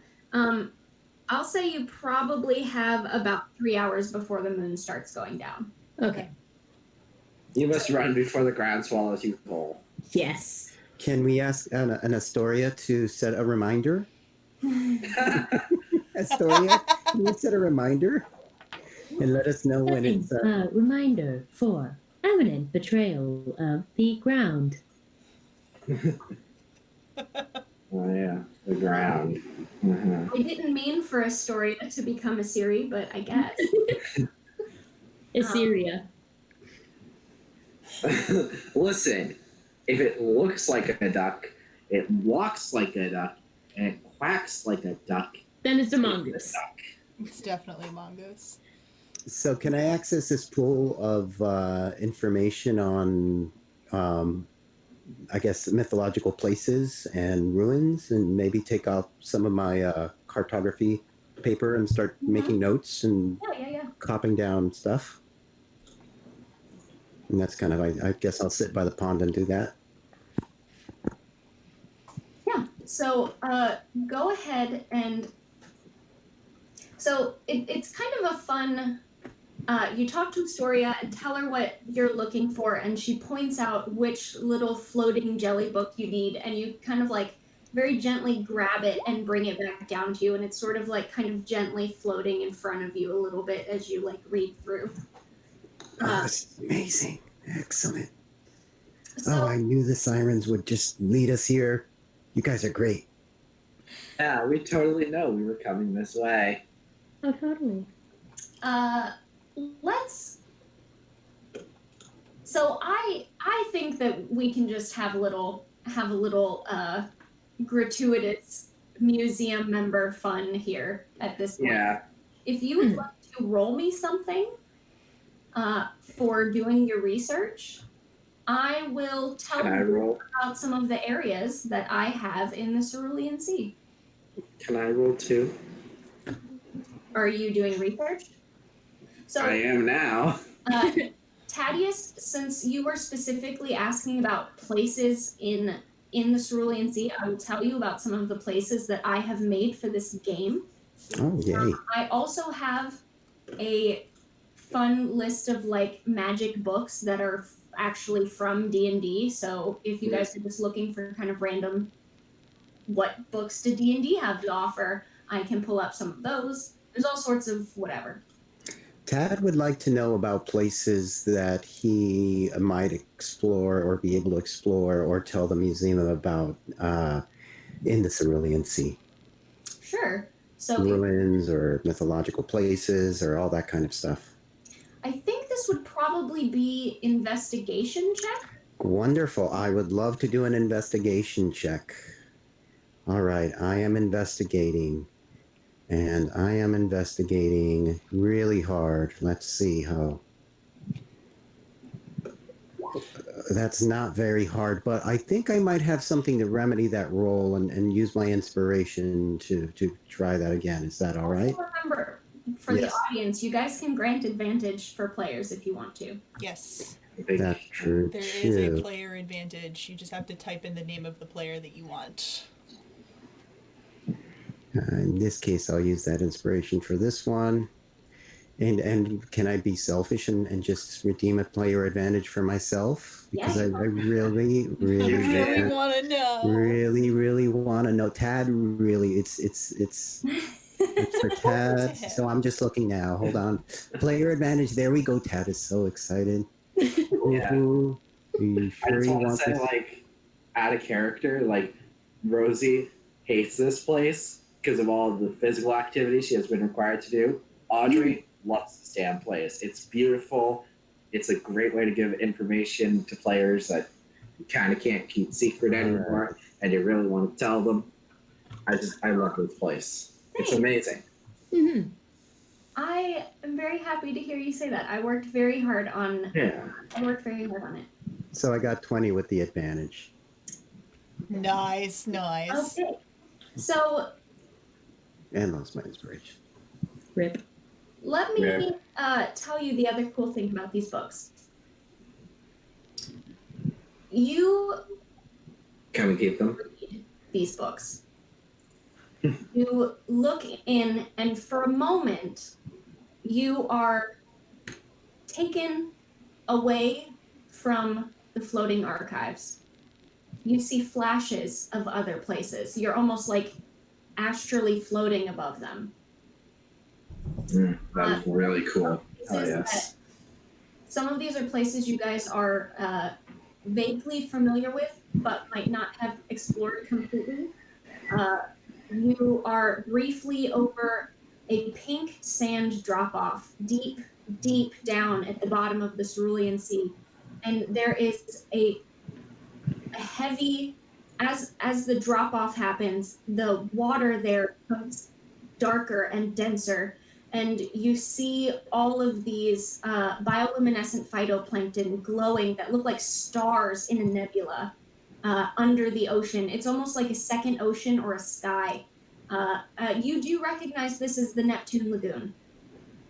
And Rosie, you are not there in this book, but you would recognize that is where the License to Krill concert happens. They use the Oh, yeah. I would recognize that. the Neptune Lagoon, like, Yeah. yeah, for their death metal concerts. You fly over that for a bit and are kind of briefly looking over these like subaquatic waves of galaxy almost kind of peacefully drift around, and then suddenly you're somewhere else. You are over a shipwreck near the coast that is covered in huge lily pads, and it looks like there's bottles and potions all over the place floating around. Jade would recognize the Mage's shipwreck. Mm. Just You suddenly are somewhere else. You are over a conservatory, an aquatic conservatory. There is a what looks to be a freshwater aquarium with freshwater animals, flora and fauna, deep in the saltwater cerulean sea. And there seems to be a freshwater mermaid in the tank with them, caring for them. You see a huge glass dome filled with air and trees and flowers and life and butterflies everywhere connected to the conservatory. You cut again, and suddenly you see a domed city deep, deep, deep in the sea. Everything is lit up, and there are things that have been extinct for thousands of years down here walking around with what people with legs breathing air under the water. This is the city of Cretaceous, and there are dinosaurs here. I'm sorry, there are what? Dinosaurs. I want to go there now. here there be dinosaurs. Yeah. That is Underwater? That sounds fun. Tad is openly weeping, just weeping and just so amazed and tears of joy. And Sirens, we did it. Look at this. This is so, all this information for the museum. For, this You is wonderful. flash to a city on a reef, Corelia City. It is lit up. It's bustling. There's all sorts of things happening at Corelia City. You snap to a dark glade where all of the plants and animals are bioluminescent, and it's lit up neon. This is the neon glade. It looks a little bit like Las Vegas. You snap to an impossible labyrinth made out of lava and magma and stone. You snap to a huge ship slowly swimming and moving through the sea shaped like a nautilus. You go through all of these different places, and you're not reading about them, you're seeing them. And then you pull yourself back out of the book, and you're back here at the floating archives. Lame. That. So beautiful.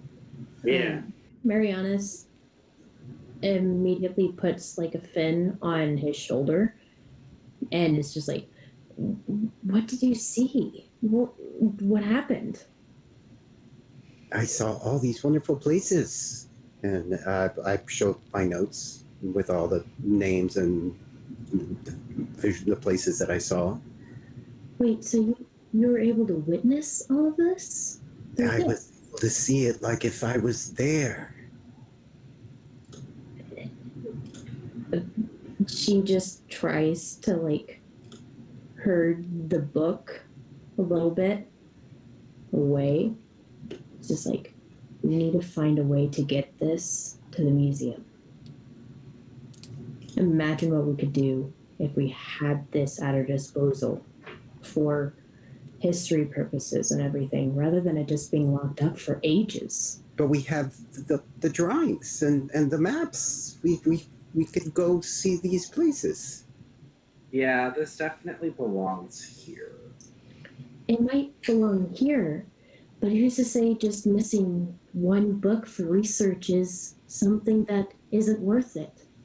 Imagine the great things that we could do with the museum, with other things if we learned how this can take you to places, and be able to figure out all of the ways to get there and make sure that this can be preserved for everybody, rather than it just being a once in a literal blue moon thing where we have to travel through caves and possibly get boiled alive.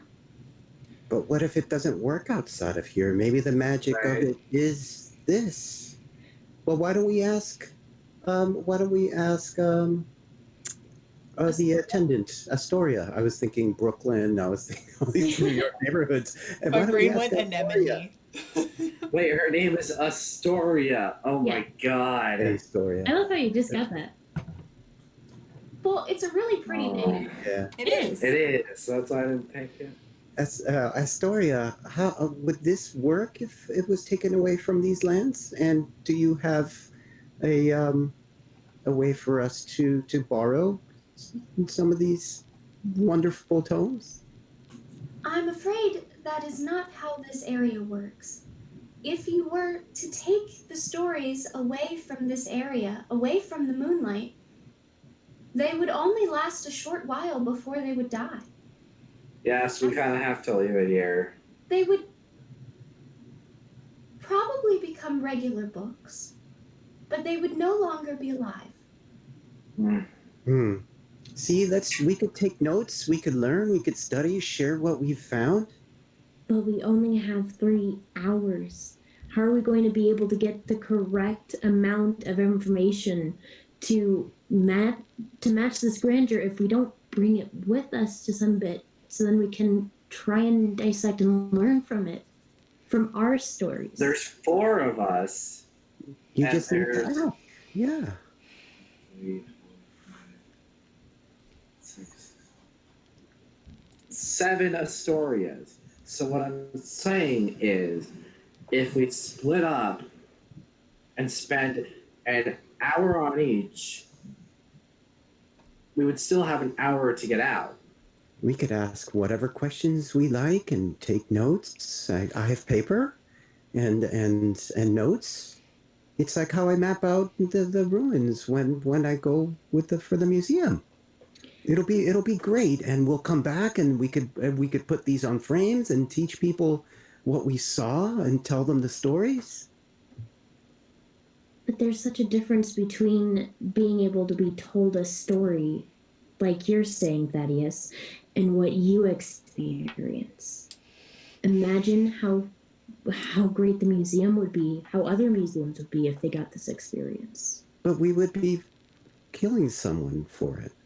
We'll Right. do something for it and taking some. It's not how we do it at the museum. We don't harm. We collect and we observe. Fish are friends, not food. But I'm a penguin. There's a little bit of an altercation. But I mean, Have you had toadfish? It's really good. no, I will eat pure fish. I will not ingest toadfish. Excuse you. But Tofushi, if you will.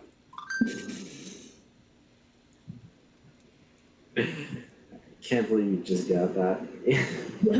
everyone leaves the game. Great, now I'm trying to get back into it. Gosh darn it. Yeah.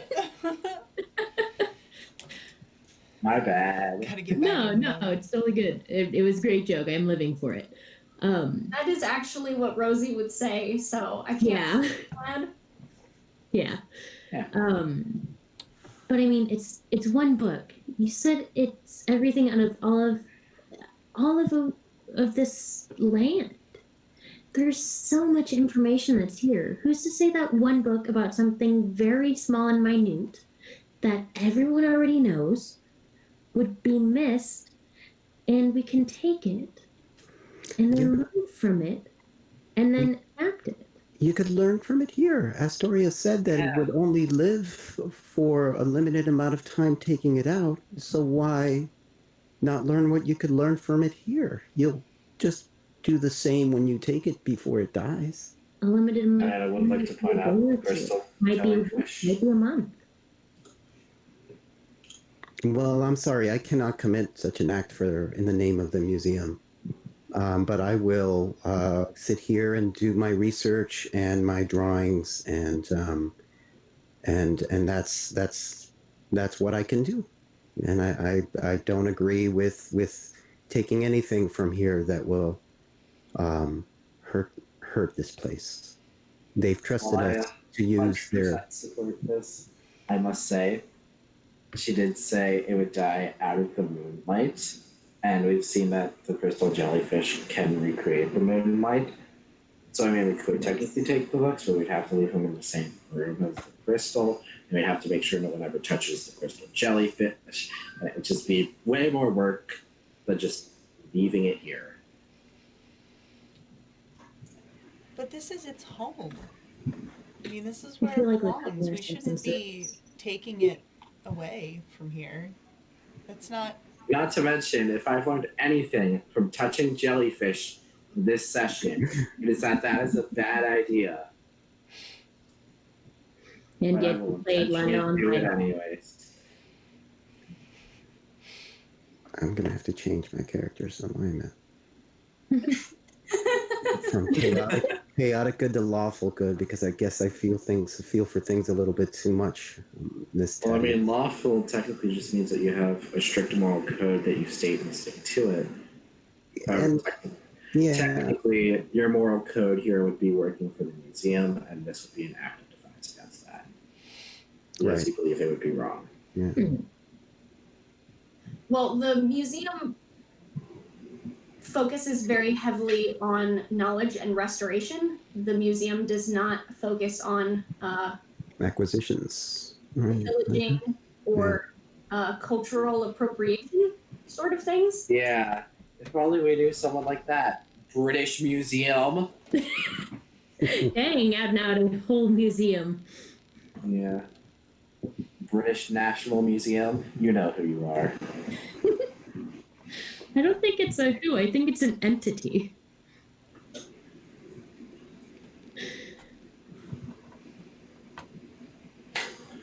Right. So. You watch them as it slowly moves through the sky while you have this conversation. Quickly to fill in Gronk, we touched a jellyfish. It told us it told Thaddeus a lot of information, and one of that was that there's a city in the Cerulean Sea that has dinosaurs. And we were all very excited about that. Essentially, we have underwater Jurassic Park now in our knowledge bank, but we don't know exactly where. Or underwater Dinotopia. Marianas has been trying to convince us to take the knowledge jellyfish. We have been told that they would die if we take them and just get turned into normal books. Thaddeus is against this. I have stated that I am against this, but that this would technically be feasible. It just would not really be a good idea. And Jade has said nothing. Yeah, Jade has been. Are you not silent. in this conversation because you don't have a opinion one way or the other, or are you not in this conversation because you've immediately gone off to be a book nerd somewhere? I'm not in this conversation because Jade is jumping between the islands. Because that's what she does. She's just like hopping around. Yeah. Goofing off. Yeah. Because that's what Jade does. Rosie is just like when your mom and her friend start arguing in a grocery store, and neither of them are technically wrong, but they're both slightly wrong, and you have to say something. Yeah. That's what Rosie's dealing with. Anger issues, Rosie.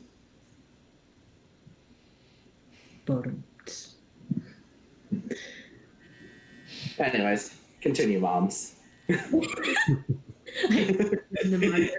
am Mother Penguin. If anybody does have any, because you said you guys were trying to study at least for the next couple hours.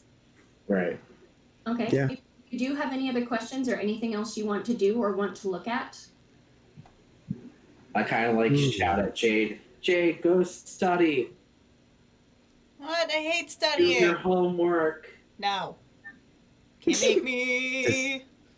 Does this cover relics? Like maybe relics that any kind of like relics that are hidden within the Cerulean Sea, or is that kind of covered in the montage we did of locations and stuff?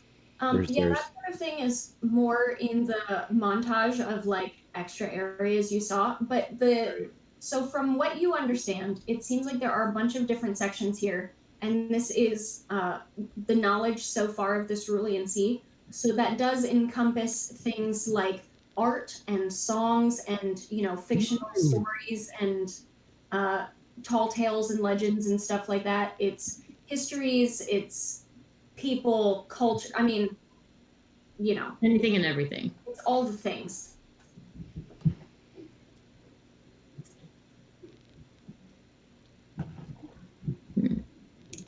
Right. What do we have right above No us? big deal. Just everything. Everything, anything. Poetry. Yeah. I think I'm going Lucius, very to. honest, you're outvoted. We'll leave them here unless if you like violently force us to take them. But I don't think you would do that. I'll look up some recipes.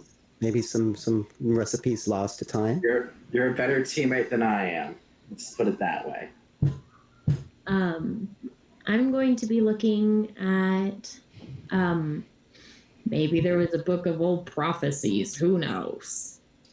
Sure. Mundi seems like the place where prophecies exist. Oh, totally.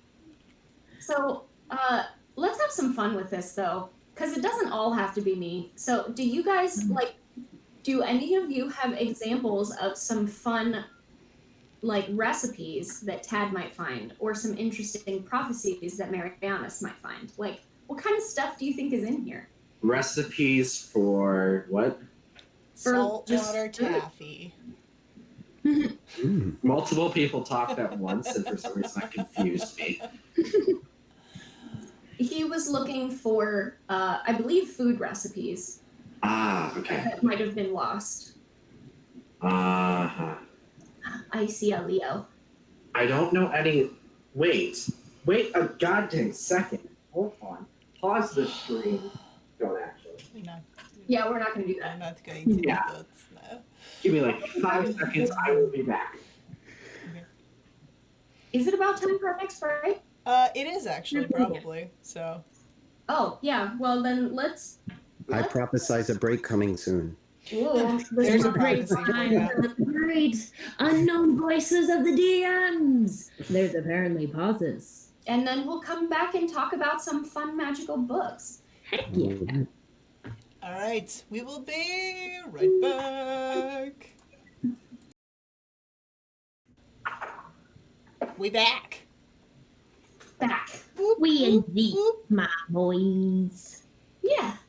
So, just where we were a moment ago, we are in the floating archives, which are floating, kind of glowy islands floating high above the Cerulean Sea that only appear once every blue moon. They are looking through the archives of floating, sort of translucent jellyfish-esque books. And they were looking through some mythical legendary locations that are in the Cerulean Sea, which I will clip as a highlight, so people who missed it will be able to see it later, because that is a bit of a sneak peek into some of the other locations that I have available in the Cerulean Sea. And right before we went on break, Tad wanted to find some ancient recipes, and Marianus wanted to find some prophecies. So, Tad, two of our people have gone and found really weird cookbooks. So for these recipes, I'm just going to let both of them talk about 2 weird recipes each. And those are going to be the weird recipes that Tad found. So, Marianus, Put a lot of pressure on me to find 2 I'm gonna let Casey go first. So, Yeah. Casey, what are some recipes that Tad finds? So you find a old forgotten tome of the lands of Earth, and What a weird it name. has this weird subset, and it has a thing called Glumbo. And a very specific one is a weird species called a squirrel or a rabbit. Okay. And it asks for 1 fine squirrel or rabbit and something called a hayamanen. What are you saying? I'm just trying to really mess it up. I'll just say it straight. A It's supposed to be a squirrel or I mean, to be fair, This is if squirrel they have the gumbo. recipe, they know Squirrel or the rabbit animal. gumbo. squirrel or gumbo. rabbit. You find an aquatic recipe for squirrel gumbo. Whoa. Yep. There's an underwater squirrel. It's an exotic fish. I mean, there are dinosaurs. I'm sure we can figure something out. Yep. And it's 1 fine squirrel or rabbit that is required, 2 slices of lean ham, 3 sprigs of parsley, sprig of thyme, bay leaf, a large onion, 3 dozen oysters, 2 quarts of oyster water, half a pod of red pepper without the seeds, a dash of cayenne, salt and pepper to taste. Like you do. Yeah. And he is clean and cut up squirrels. As for some sort of fricassee, I have no idea what that means. It sounds French. Thaddeus, have you ever seen a squirrel? I have no idea what a squirrel is, or I don't think I've ever seen one, but I will be bringing this recipe to Mr. Hawk. He runs the Five and Dime right down from the museum, and he's always looking for interesting recipes. And so he might like something like this. He might know what a squirrel is. Maybe he'll cook one of those. What is a squirrel? I don't know. Very small. Thing? But you dredge it, It's small. and you You cut can all easily the stuff out, overpower it. That's all you need to know. Yep. And then you're supposed to put in something called lard into a stew pot, and then put in the meat. Then you cover it for 10 minutes, and you do the same with all that stuff, and add something called a filet, which is apparently a spicy thing. I don't know. Oh, interesting. So there you It's have it. spicy. Needed to know how to make squirrel gumbo. You heard it on the Rainbow Mermaid D&D game. Yep. I'm bringing the hick. Y'all. Y'all. Oh, honey, you didn't expect me to really be keeping a mess of it. Yeah. Rosie, what other recipe does Tad find? Okay, well, Tad, my bad, finds a recipe that I personally enjoyed, which is the grilled pork and pineapple. So what you need is 1 fresh pineapple, peeled and cored, 4 boneless top loin pork chops, cut 3/4 inch, whatever the hell a pork chop is, salt, black pepper, 3 tablespoons of orange marmalade, a half cup plain Greek yogurt, and 2 teaspoons snipped fresh thyme. You don't actually need the thyme, by the way. Even though we're running out of it. I've actually made this, and I've got to say it's really good. Yeah, I mean, pork I'm and crazy for it when I first had it. So you cut the pineapple, you cook the pork for about 4 minutes, you flip it. Now what you want to do at this point, you've cooked it for 4 minutes, you add the pineapples, you flip the pork, and then you want to take, about 2 tablespoons of the orange marmalade, just rub it on there. Pineapples, pork, rub it all on. And then you go for another 2 to 4 minutes, and while that's doing that, you're making a sauce. Now what you need for the sauce is the last tablespoon of the orange marmalade and the half cup plain Greek yogurt. Tad, You mix them together. thorough. Tad is writing furiously all these notes, and I gotta make sure I have these cooking notes separate from the notes of the relics, because if I get these mixed up and Mr. Pufferbottom sees the food, he's gonna get confused. So the food here and relics and stuff here, I roll up all my notes and I put them in my bag. I hope Chad has been following me through this. Yeah. So at this point, you would mix it in a bowl, the yogurt and the marmalade, and then when the pineapple and chops are done, you take them, you put them on a plate, you sprinkle with thyme if you're using that, and then you serve it with the sauce. It is what it is. So, while Thaddeus is furiously scribbling recipes that involve pineapples and squirrels and things that you don't normally find underwater, Marianas, you're looking for ancient prophecy. Same level. Yeah, varying degrees. Who cares? It's still knowledge. Still knowledge. So let's go ahead and give me a roll here. You can make an argument for whatever you want. I think the standard default would probably be investigation. Okay. If you need a prophecy, I can make one. Investigation. Give me 5 minutes. I have a prophecy generator up. Casey, Yeah. I can see you on the map right now.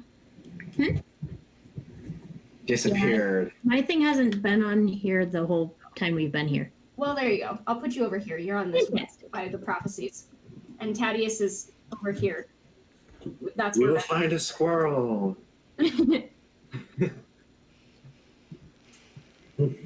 So let's see here. Mariana, 13. All right, not bad, 13. So you find a couple. You find a couple of them. And I have a prophecy generator up here.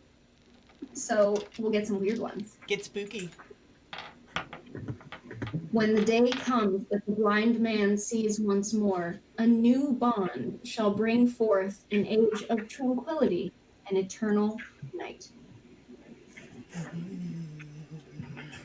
If it's eternal night, it means it's constant moon. Heck yes. Mhm. Take all the jellies. All the books to be read. Constant blue moon, my When it boy. comes that the sky is thick with water, the Books. two-faced one shall bring the rise of grandeur. What do these mean? I don't know. The Neither do next one says, I. I'm writing it down. all day lunch special, $5.99. That one's in big letters. Does it happen to contain squirrel in that special? Yes. That It one's is a very squirrel gumbo $5.99 special at Arby's. I shall now open the book of rituals. Oh, here's an It's the interesting. cookbook. When once the last one dies, the true leader shall cause a time of prosperity and the dawn of men. So there you go. You find some prophecies. They do not instill you with good vibes, but you have them now. Sweet Yep. dreams. Enjoy that. How is a moon looking right now? You guys have spent an hour investigating already. So you have about 2 hours left of solid moonlight. Okay. Can I ask Astoria, Astoria, this is such a lovely place and I would love to come back. Is there a way to get a map Probably gonna for the dig next into time more. you appear? Well, usually it's only on blue moons. But So once every 4 years. I believe if you have the crystal, there is a way to ritually transport yourself here. As long as it's a full moon. That But- means That works. that's great. Not everybody has that capability.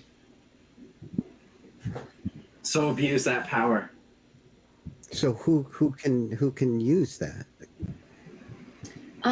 Game mechanic wise, someone who can ritual cast like a wizard. Oh, a wizard. Okay, like Yeah. someone who can do magic. And that's You guys do have wizards in the Siren Squad. Whoa. What is that noise? Echo. some feedback from someone. It's, I think it's from Casey, yeah. Casey, where'd you go? That was very strange. Oh, Casey, no! Casey's gone. She'll be back. It's fine. It's The fine. betrayal. Reese's The in worst thing Casey could do to us. So you also know that the head curator of the museum, Rupert Pufferbottom, is a particular wizard scholar. I don't remember what class he is, but it's like specific to archival stuff. Excellent. So, Rosie, did you hear that? There, we can come back. We could come back through the museum. And Mr. Pufferbottom. He could take us here on any full moon. Wait till we tell Marianus. Yeah, quick reminder, you guys are not actually near each other right at this moment, but that's okay. Because you can, like, hop over wherever. Although, Marianus, do you guys have I don't have her back. Not No, yet. she's right now, She's I think, spinning. trying to get back in. She's. Yeah, she's reconnected. Okay. Sometimes Twitch and Roll20 be like that. Yeah. Sometimes I'm gonna read the chat another recipe.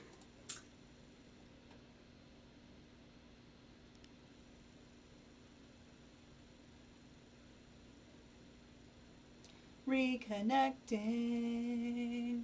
Let's see how this goes. If I somehow found a way to possess it and have it be possessed, and it was going on a complete and utter loop, that's probably what you heard.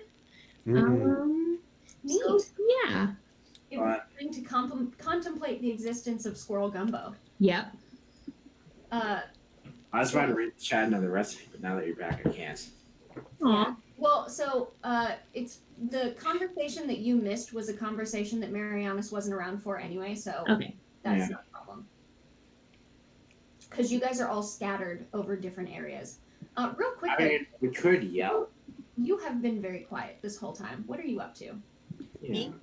Oh. Yeah. Yes, you. She's just like hopping around, mostly enjoying having her legs because she doesn't get to do this very much.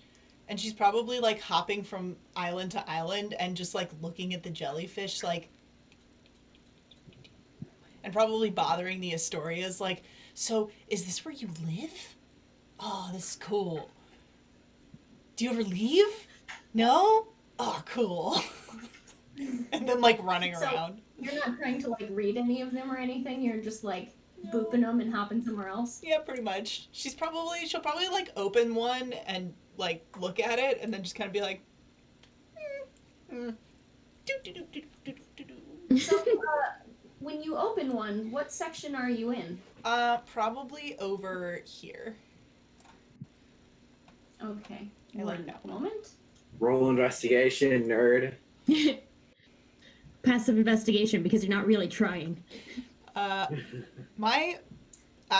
Hilariously, my passive investigation is 21. Oh, wow. What? When you open the book, What? She doesn't care. you I can't, could roll for investigation and not get a 21. you can't help yourself. You're bouncing around and you're having a good time, but you open one of the books. And as you open a book in this section, suddenly you're not here anymore. You're in the book. And The book. you find yourself deep underground. It's dark. There are it's damp. You're not underwater. You're in a cave underground. This must be the Underdark. And right in front of you is a huge subterranean lizard. It's big and scaly and purple. Uh-oh. I think you opened the monsters book. Uh-oh. Uh-oh. And I would like you to roll initiative. Oh no! Wait, what? I want to try. Uh-oh. I was gonna say I want to try to boop it on the nose though. And when you try and boop it on the nose, it's going to. That was a Jeez. perfect growl. I commemorate you on it. Fantastic. Back to the depths of Tartarus with you. Why can't we be friends? You look Wait, cute. so you're meaning that, is Jade rolling initiative or is everyone rolling initiative? How's Jade this is the only one in this book. Okay. Just shut I was about to be like, how did it get out of the book? That didn't happen with Wait. the other, lands. The No. lands didn't come here. Like the other one, she went into the book. Yeah. So she's in the Underdark, in the den of this huge, scaly lizard. Ah. All right, what did you roll? That is a 9. No, 10. 10. Oh, well, the subterranean lizard is going to go first. And it is, as I said, going to try and snip at you, so it's going to try to bite here. With a nat 1, that does not work. So it's going to whip its tail around to you as you hop out of the way. You've been practicing jumping around with your legs. Probably good, because you still have them right now. Ooh, gracious. I'm so sorry I keep hitting this mic. I'm sure you guys can hear it. It's not Uh, terrible. really. It's But fine. unfortunately, that was a nat 3. I'm rolling such crap tonight. So that one, yeah, that's only like an 11 to hit. So I don't think that hits you. No, Okay, no. so your turn. Okay, I wanted to do one of the oh god, what is her name? Natasha things from like, it's okay, big guy, sun's getting real low. Like, let's be friends. I'm not here to hurt you. All right. Animal handling. Okay. Fuck. Okay. You got this. Okay. It's a 17. This is pretty good. 7. All right. It's not all right. terrible. So it's still kind of snarling, but it doesn't seem like it's biting at you anymore. And it's Okay. just kind of like hunched, like, how did you magically show up in my den? Yeah. And I'm just kind of like, like keeping my hands where it can see them. Like, it's okay. It's okay. I'm not going to hurt you. I'm not smiling because I'm trying not to bare my teeth. Because I'm just trying to be like, it's okay. It's okay. I'm not going to hurt you. We're friends. Come on, Fred. Friends. We're friends. Me. Okay, yeah. Fish are friends, not food. I also I think I'm going to try to back up I am a little fish. bit. Just very slowly, like take a couple of steps backwards. It's okay. I'm not going to hurt you. So as you take a couple steps backwards, this huge lizard steps back itself and curls around, sort of like a cat does, where it they like walk in circles, or a dog does when they like walk in circles for a bit. So it walks in a circle and curls itself around this little pile of rocks. And you hear, and there are teeny baby purple lizards. Baby purple lizards. Aww. That's one. It sort of like wrapped itself around its little nest of baby lizards and is just kind of looking at you and like sticking its tongue out, kind of tasting the air. But it doesn't seem like it's trying to attack you anymore. You're in That's a one. den. And then you find yourself back in the floating archives. Oh, Found a book on large subterranean lizards. Ooh, lovely. I'm gonna bounce my way over to Tad and be like, hey, you will never guess what just happened to me. I found all about subterranean lizards. They're purple, and this one had babies, and they were so cute. And I'm looking at you with a big tad eyes.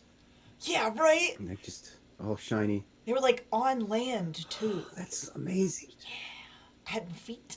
I just found out we can come here anytime we want through that little moon jellyfish. Well, anytime there's a full moon. Well, anytime there's a full moon. Anytime But there's a that's a full lot. moon And with that moon jellyfish thing Rosie has. oh, that's really cool for you.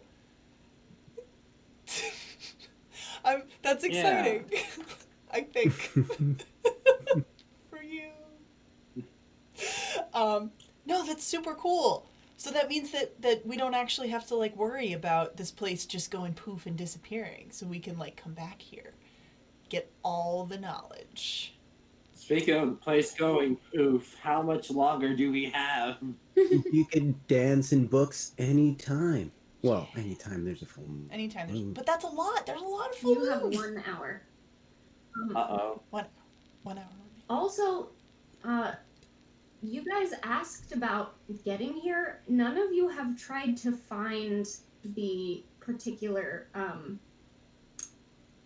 ritual necessary to do that. We should probably go find that. I did. Where's the rituals again? Oh, of course. They're over in the Arcana section. Alright, run. Run, Thaddeus, you're faster. All right, let's see if we could do it in time. Maybe we could find a book with a dance party in it and have like a dance party. Wait, I have a 40-foot movement speed. I'm faster. All right, yeah. You run over. I don't even see where my token is anymore. Oh no. You are... Oh, there I he's, am. yeah, he's. Oh, I'm already there. There you Already go. there. I got you. Move. So, this one, since you are looking through like spell books and stuff, this is probably actually going to be an Arcana check. I would like to help. Ooh. And Taking my help. Mario, I do want to remind you that Cat gave you advantage. Yes. Oh, yay. So, I'll yeah, do it. So you can't get double advantage, but Right. you don't necessarily need to use the chat advantage right now if you don't want to. Yeah. All right. I'll save that advantage and let's see what I got. Gut feeling that something's gonna attack us as this place starts falling apart. Well, that's our next thing is how do we get out of here? I love that Rosie's like, oh, I'll help you. I know -0 about Arcana, but sure, I'll be the one to help. -0 isn't an number. That's how bad my Arcana is that even with advantage I can. Yeah, there is a lot of really heavy magic stuff here. There's I'm not a lot good of at that. runes. Basically, this stuff looks like calculus in Latin to you, and you're Numbers. What? This is just too much for me. I don't understand this, Rosie. Well, I'm sorry. can I roll to find the ones that it is definitely not? Like, we could start narrowing things down. I'm not sure I understand what you mean. Can I roll for process of elimination, please? Oh, my mouse isn't working. Come on now.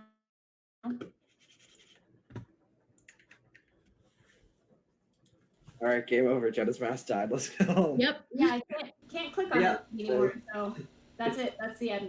Okay, I bye. have to leave my cardboard box. Just give me DM status, please. No, when you do a roll and you help someone with a roll and you guys are working together on it, you can't just keep trying to roll and do the same thing until you succeed. Yeah. That is Okay. not how the game works. Seriously, what is up with my mouse? Well, what if we go ask the Astoria over here, where it might be? Like what section it is. Oh, of course. Well, you're already in the Arcana section, and and she kind of looks around, and she's like, "Oh, I believe it's in this one here," and she gently pulls one of the jellyfish down for you. Here, this is probably the one that you're looking for. Thanks, Siri. It is a spellbook. Great. Maybe Jada or Marianus might be able to help us with this. I am the spellless being. What? I opened the book. I know magic things. No magic things. I do. I know magic things. I can do magic. Come, You want to Jada, see? come. Jade, I prove yourself to the party. Earn your roll. I can totally do this. Probably, maybe. All right, cool. Yeah, I can. I mean, I'll take a look at it. I can do that. Thank you, Jada. Yeah. No, I don't know this stuff. I guess one book. Although to be fair, that other book did kind of try to kill me, so no, it'll be fine. I'm sure it's fine. Okay, You got this. what do you got? I grab it. We open it together. You open it together. So As friends. No, as more than friends. As best friends. Besties. and the Siren Squad. Power of best friends gives us advantage. Yep. That's totally how D&D works. It totally is. Yeah. It totally is. Oh my god. Sorry, give me one moment. If my dog is cute enough, I should get advantage on the next roll. That would I feel actually be perfect Same. for the friendship If cleric. he does It's something like- really cute on camera, we should acknowledge it. I've already said this to Jenna, but we need like a 500 points channel thing. That's just, we change the next 5-minute break card to a random picture of Blue. To a random dog picture. Yeah, Yeah. that seems totally reasonable to me, actually. Thank you. So you go through this spell book, and this being, since you are particularly looking for a ritual that is going to teleport you to this particular area, that's the kind of ritual book that you find. So you all find yourself doing something similar to what Tad was experiencing earlier, where you shift to different areas. And you find yourself, for a brief moment, floating in what looks like space. Mermaids in space? Space. Yeah, you seem to be on the astral sea. Astral sea. Sounds like it. Yeah, the astral sea. You see in the distance what looks like a pirate ship sailing on the astral sea. A pirate ship. Cool. Are we gonna become space pirates? Mermaid space pirates? I'm okay Yeah, with that's Siren Squad spin-off, Space Squad. Yes. Yeah. Actually, I believe on January 27th is when we're planning our first Starship Marmalade game. Yeah. Yeah. A Starfinder. Prophecy! Prophecy. Prophecy! You know? I was You know? even looking at a book.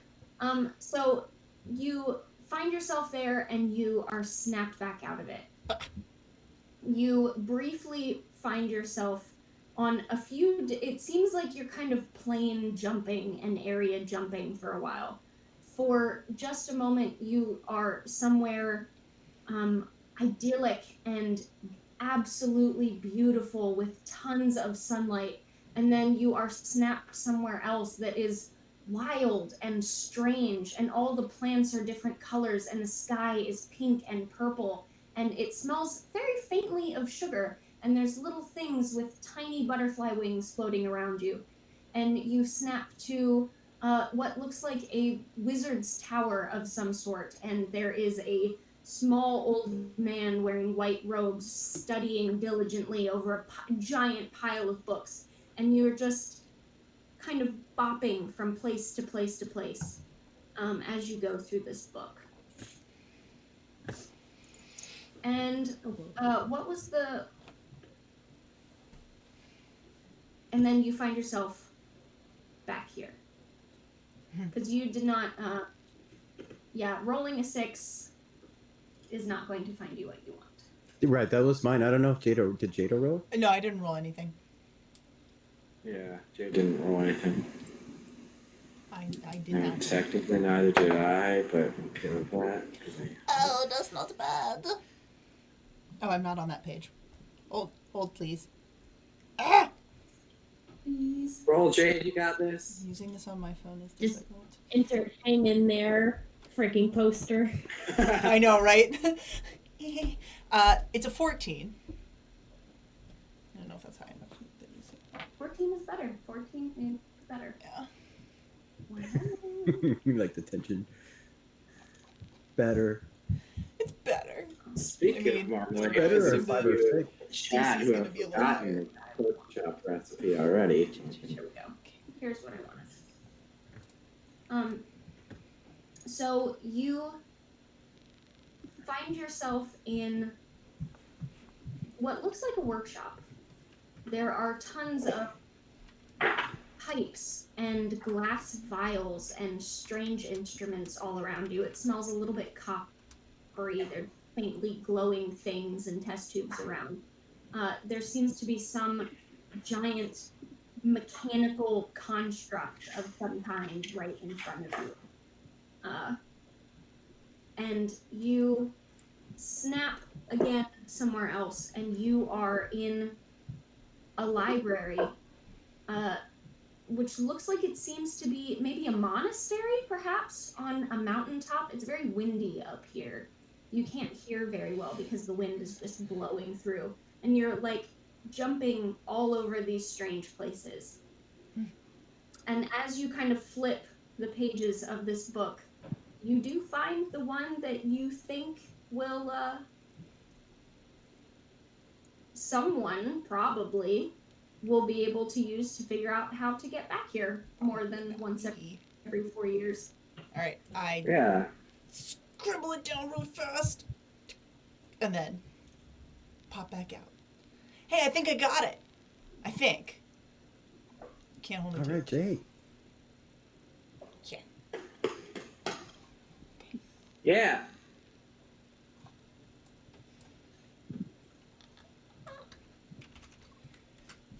So you guys probably have maybe like 30 minutes. All right. Wolf, I guess it's time to book it out of here. We asked. Can I ask the Astoria if what's the safest way to leave, or the fastest way, or one and the same? The safest and the fastest. Well, Speed over safety. it's probably just straight down off the side. The safest is probably back through the portal that you came from. Speed over safety. I throw myself off. Unless you no. have teleportational abilities to go back to wherever you want to go, I would probably suggest the portal. Okay. To the portal we go. Okay. Well, thank you so much for hosting. What a lovely place you have here. I cannot wait to tell Mr. Pufferbottom and the rest of the museum. Oh, of course. I'm so happy you enjoyed your time.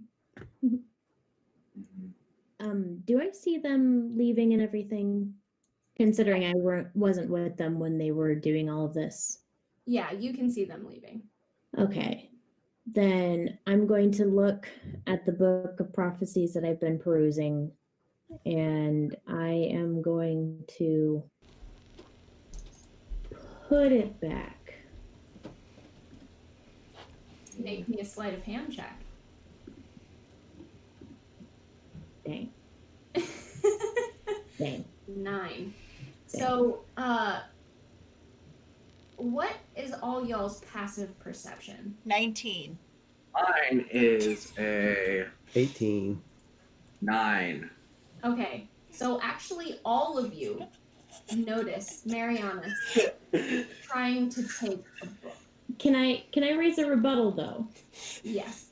They have been looking at different books. They are constantly hopping with 30 minutes to spare towards a portal while they have not noticed me during the whole time. Okay, but also it's a glowing jellyfish. But it is also me being on another completely different island. Jellyfish.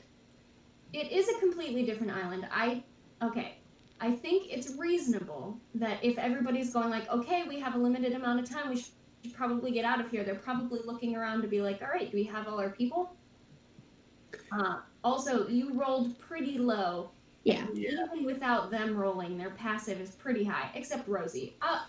I would grant you that maybe Rosie wasn't paying Wow. attention. Discrimination against red fish, I'll have you know. No. Against Redfin. My mother But I was a think it's codfish. maybe not glaringly obvious, but like enough to notice something's up for Jade and Tad. Okay. Enough to raise an My mother eyebrow. was a codfish, and my father was a codfish, and I will die a codfish.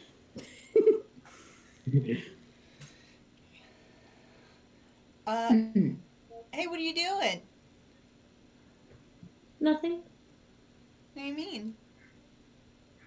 I mean, I'm getting ready to go with the portal with you. I mean, we can't take this stuff with us, so I mean, it's not like it can really do anything. But your pocket's glowing. I don't have pockets. What are you doing with yours? Happy to see you. I love how your rebuttal to your pockets is, but I don't have pockets. I don't have pockets. I have a Oh, I can't steampunk crab. anything. Who's to say Why that you're are not your seeing pants a reflection from him? Your crab? Yes. No, My no. crab's Sebastian. You know, my steampunk crab. No, but you're He's made glowing. out of a lot of mechanical and shiny things. Do I have, what is I that? kind of saw something too, Jade. I'm not sure, but What? What did we see? What did I not notice? What did I miss? What's happening? Okay, we gotta go, but we gotta leave these things here. I Something's don't know what you fishy mean. I about don't have the anything. action. Oh my goodness. Please stop making that joke.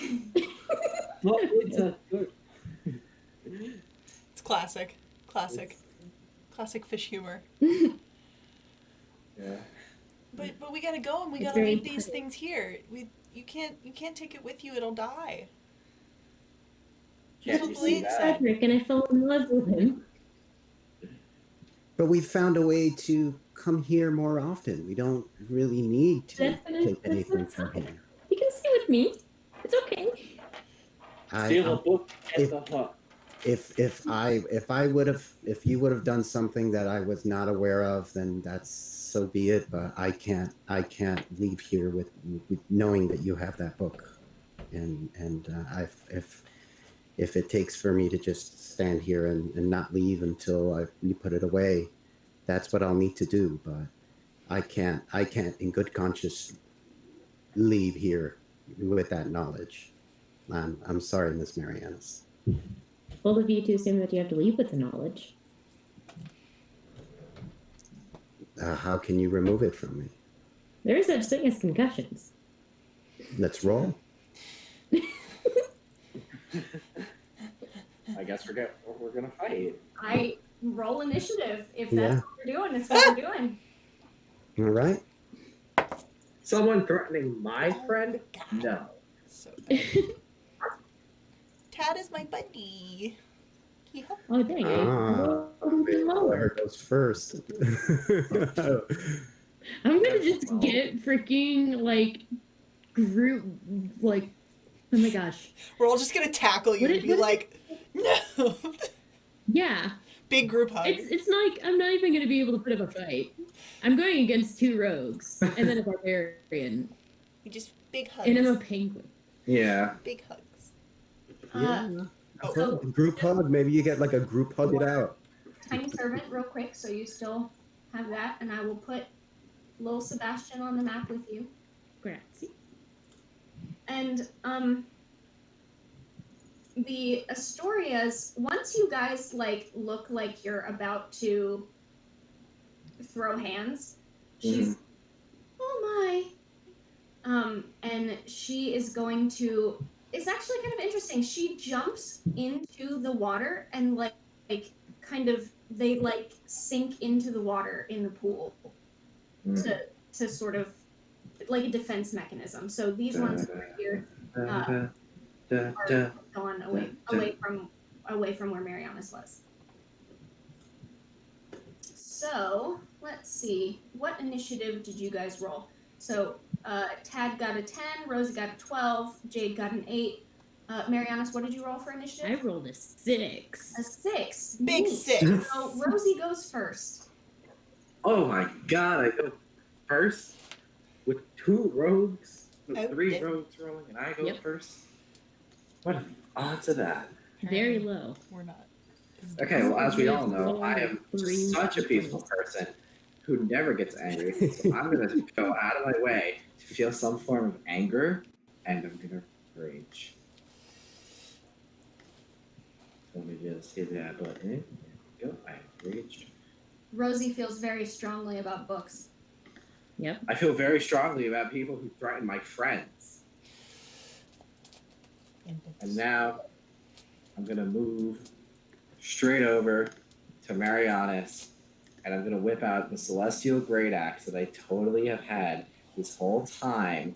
Don't worry, guys. All right. So you And I'm going have that. and I'm going to non-lethally bop them. And now I roll. What's your AC? My AC is 15. Okay, well I got an 18. So yeah, you this is Rosie's version of rolling persuasion. Yep. Bop, bop.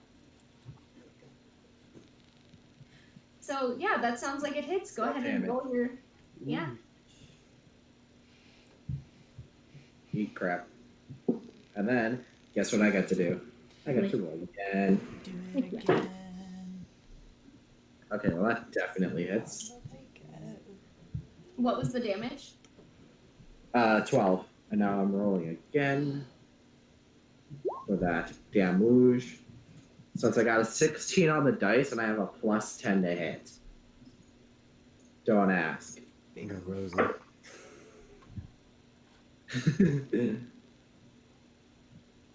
And then that's an 11. 11 damage. 11 damage. All right. Is that the end of your turn? Yeah. Okay. So after Friendship. Rosie is going to be Tad. All right, Rose, Marianus, you don't need to do this. Please, don't do this, please. And I give her an unarmed strike. Does that hit? I I'm don't sorry, see that your didn't come out. damage Sorry. yet. 20. Yeah, 27 hits to 15.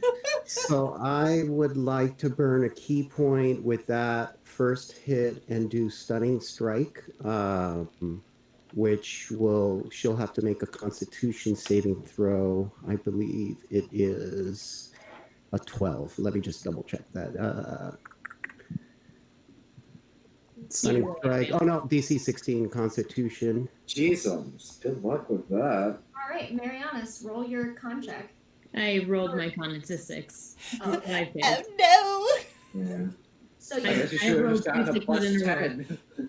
So she is stunned, and if her crab looks like if it's going to do anything, I will give it the eye. If not, I will try to. her crab goes on her turn. Okay. I mean, I guess I'll. Threateningly. Huh? Yeah, I was gonna look at it. I'll just stun it too. I'm gonna do my second attack. Too. An 18. Hold on. Let me look at Sebastian. So It misses. Sebastian's armor class is 15. So here's the thing. He can't be paralyzed or petrified or anything like that, but he is a tiny construct. He's a small, like he's a little boy familiar. So you could pick him up and hold him from the back, and his little claws can't reach you. Perfect. So that's more of a grapple than a Okay. stunning strike. But I think you could do it that way. Wait, quick pause, Johnny. You said that his AC is 15? Yes, is that what you're looking at?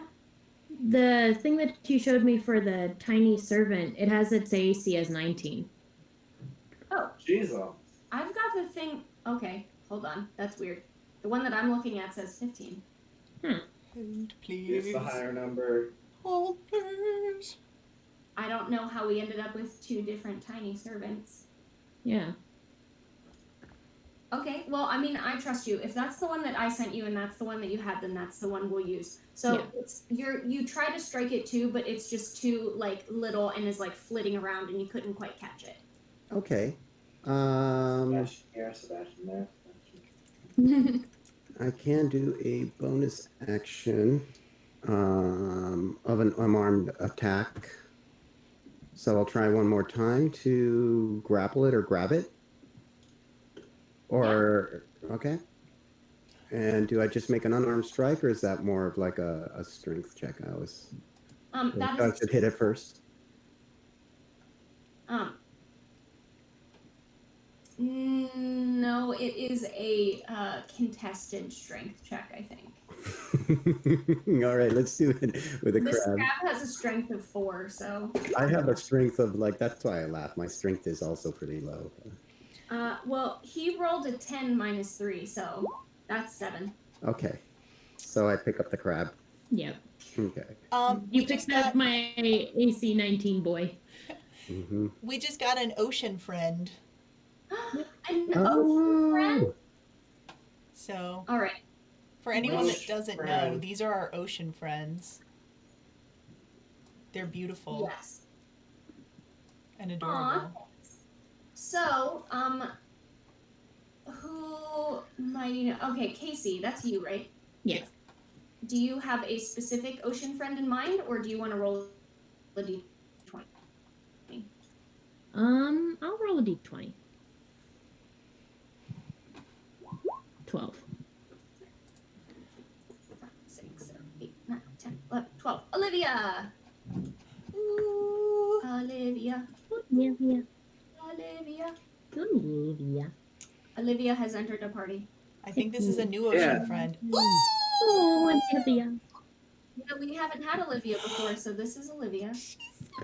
Oh, hi, Olivia. That's cute. I like the purple. Mm-hmm. Big So squeeze. she's gonna show up over here. So Olivia, very strangely, suddenly shows up out of the portal, sees you guys over there, and yeets herself towards you. And honestly, with an octopus, I can see it because octopus Yeah. do all sorts of weird stuff. Octopus are wild, man. They're They just be crazy. doing whatever they're doing. Mm-hmm. So Olivia is now here with you, and she is a siren friend, so she's going to be doing what the sirens do. And Or which siren? well, Jade and Rosie are both sirens. Marianas and Teddy. True. Wait, so you just added another person to kick your. I will wave that white flag when I see it needed. A fun friend. And So, it's so uh, cute. I knew that was probably what was gonna happen, but Alright. mine was probably use it to have a nice new funny friend. That's gonna probably hurt me. No, I love it. I love Olivia. She'll give you a hug. Olivia kind of tentacle walks herself over and starts like suction cupping herself up around.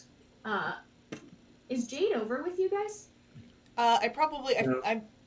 probably would have been because I was talking to Marianas. I Oh, didn't yeah, move yeah. my token. And to be fair, we were by the And portal. starts like, screaming. kind of like doing the tentacle walk up to put herself onto Jade's shoulder, Hi. and sees the little clockwork crab, and like pulls out a tentacle and like grabs the little crab and is hugging it like a plushie. Oh, okay. Holding I the thought little that we crab. were gonna go nature over No. here. And the little crab is like in the tentacle, like, and she's just like curled around it. She's like, "Hi, friend." Friend. Metal friend, but friend. So, yes, Olivia's a good friend. So right now, Olivia has Sebastian. Marianas is stunned. She cannot move. What are we doing? I am going to turn to Olivia and say, "Do you think that you could maybe give Marianas a big hug?" Like, yeah, squish him, big, like a big old straitjacket, but it's an octopus. So I would actually be okay Olivia if, like, takes the crab curled up in one tentacle, like almost if she had a shoulder, it would be like under her shoulder like this. And then it kind of walks down you and climbs up Marianas and takes the other tentacles, and the rest of her 7 tentacles like curl around. ow, ow, that's my feathers. Ow, ow, ow, ow. Hey, Still hey, has the hey, crab under one. Okay. hey. Careful of the feathers. Token needs to grow. And can we get the book out of her pocket? Or wherever. You guys can totally grab the book. She is stunned. I mean, mechanically, she's only stunned for a short amount of time. Yeah. Yeah, until the end of my next turn, basically. Yeah, Until, but right. you guys can totally grab the book. Marianas, you can talk. You can't, like, fight. So are you saying anything? Are you... Like, what is this for you? I'm just looking. I'm looking very upset that, like, I've essentially said already what all I was going to say, and she's upset. Well, she/I am upset that they are still not seeing my logic and seeing the need to do this, especially since I don't know we can come back.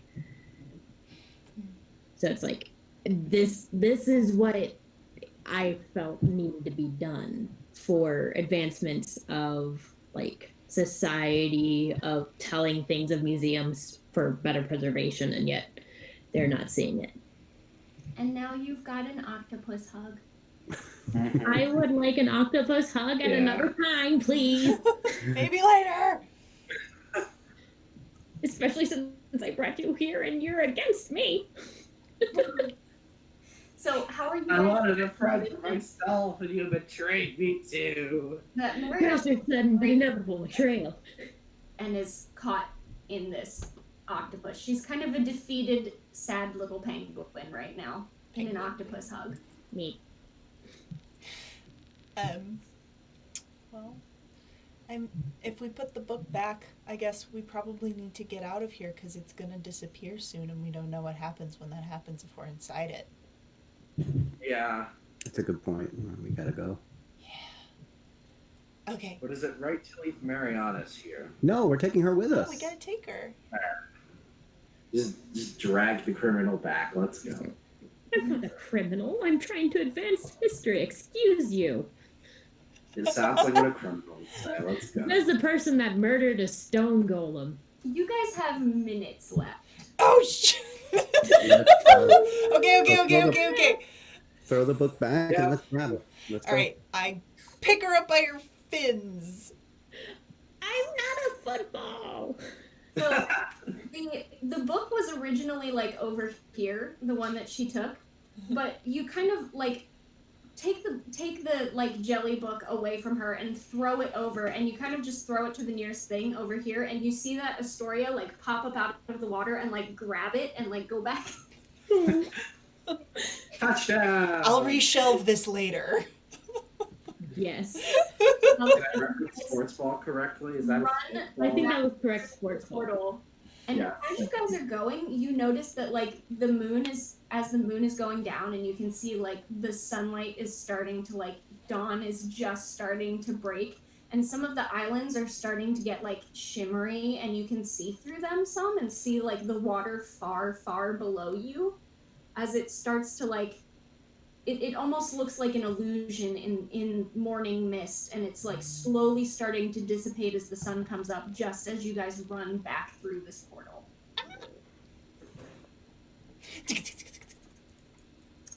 So you make it back. Everyone survived. No one Ooh. fell when the islands disappeared. You have the ritual that you I considered it. someone I will did be consider able just to, throwing myself over the side. We're not going to talk about that. that you Survival. will be able to take a look at. So I imagine you guys probably take it back to Rupert. Yes. Absolutely. Yeah. Yeah, so you here, Know what let's to do. hop back here Rupert will know what to where do. you guys are. You go, what did you find? Where did it go? Were you right about the moonlight? What happened? Tell me everything. We found out Marianas is a criminal. I was actually going to say that I was not going to mention that on the way back and say that I can understand Marianus's passion for her work, and though it does not agree with the way She I was attacked taught, us! No, she I didn't. mean, No such thing. You attacked me first. That is Thaddeus, Threatened my friend. I consider that an attack of the spirit. No, she did. I'm Thaddeus, selling physical blows, my boy. Anyway, so but yeah. But Rosie can be Rosie. I mean, they're the Sirens, and I'm just kind of happy to hang out with them and learn the way they take care of people and what they do. So if that's also Rosie's kind of opinion and like just telling people and stuff, that's also fine with Thaddeus. And it was just a thing on the way back with Thaddeus. Just We were the said out loud. victims here. We were the real victims, not the person who got stunning striked instantly and couldn't do anything. But Sure. so you show all of your notes to Rupert, and I imagine you spend like, I feel like you guys are in the back break room of the museum, all through the morning with like cups of tea and coffee and stuff, just like poring over notes. And Jade is like, and then when I opened this one, it was in Underdark. And you guys are like telling him everything, and he's like, oh my goodness. And then what? Like, just Then I got hugged by a jellyfish. Not jellyfish, an octopus. And she loved you. Oh, 100%. Olivia is still with you. She has like curled up Yes. like a cat on top of Rupert's like head and around his shoulder, and is like just kind of vibing on Rupert. 100%. Oh. As one does. As one does. As one And does. Rupert is going to take some time to see if he can figure out this ritual and see if the floating archives is maybe something reachable in the near future. Excellent. Yeah, Rupert. So, that is the end of our adventure, ladies and gentlemen. I hope you enjoyed Floating Yay! Archives. Thank you so much to our guests, Mario and Casey. Especially thank you to Casey because not everybody is up to potentially be Yeah. a point of contention in a group, and I was. I'm very thankful. It's not an easy thing to be someone who is maybe not with the rest of the party, and I definitely appreciate it. We could not have done this episode without you. Also, I love how you play Marianas, and I love that Yes. when I came to you with this idea that you decided that you needed to do a steampunk penguin. Yeah! With a It's steampunk crab. fantastic. Yes. For the So record, good. Mariana's redemption arc went. She didn't even really do anything wrong. You were just kind of like, She tried had a to take vision. book, She had a and then she vision. immediately decked you. Yeah, Rosie was like, oh, there's Okay. tension? How about I punch? Let me solve it with my axe. The best part is Rosie didn't even see you take it. She just took the group's word that that's definitely what happened. Well, It's like someone the thing is, jokes about that, and then the FBI shows up. yeah. Very on brand for Rosie. And the The thing fish is, too, BI. like, It I wanted to give proper perspective because I mean, like she at the very end, she wasn't at the spot where Thaddeus and everyone learned that there was another way back. She would still think that was her final call for it. Right. that it would be another 4 years. Yeah. Right. And totally, if like you would have made your stealth check, like I had no argument. I was already resigned to like, okay, as long as we're leaving and I didn't see it and I didn't know, Yeah, exactly. Thaddeus is fine with. We had a great time. It was a great adventure. Yeah. And I would have been clueless, but you know that was the hard thing. And then having to just then draw the line with Thaddeus because he's, you know, he's polite, Yeah. and for him to like confront somebody within his party was also hard for him. Yeah. To cross that line, but he just felt like very strong. But yeah, if like you would have made that save, it would have been like totally. But you know, that's I think the dice give us some interesting stories sometimes. situation. It really does. So you're Yeah, like, especially well when done, it's you know, 4 like, criticals in a row. Yeah. yeah, that was also insane. Yeah. But it is. I know for Technically Lisa, it was 5. like 11 o'clock, and she's going to turn into a pumpkin in precisely 5 minutes. I do. I turn into So- pumpkins. Bye. And Oh I no, have don't turn into pumpkins, turn into squash. are going Yeah. to go ahead and cut the episode here. Thank you for being with us. Thank you for coming on the adventure with us and meeting Astoria and being our Siren buddies. And we love all of you and have a good night. Yes, night. have a good night, everybody. One more time, there's no sirens this Sunday. Not sirens, damn it. There's no No. bells this Sunday. There's but also no sirens this there's time. also no sirens this Sunday. But Yeah. we will be No back next Sunday, and as always, you can basically tune in anytime to see us hosting awesome content on LD&D. So anytime you're bored, just come on by. I'm sure that we will have something for you. And thank you everybody for being a lot of here. Yeah. And we will keep everybody updated on what our next Siren Squad is going to be. So thanks everybody. Good night.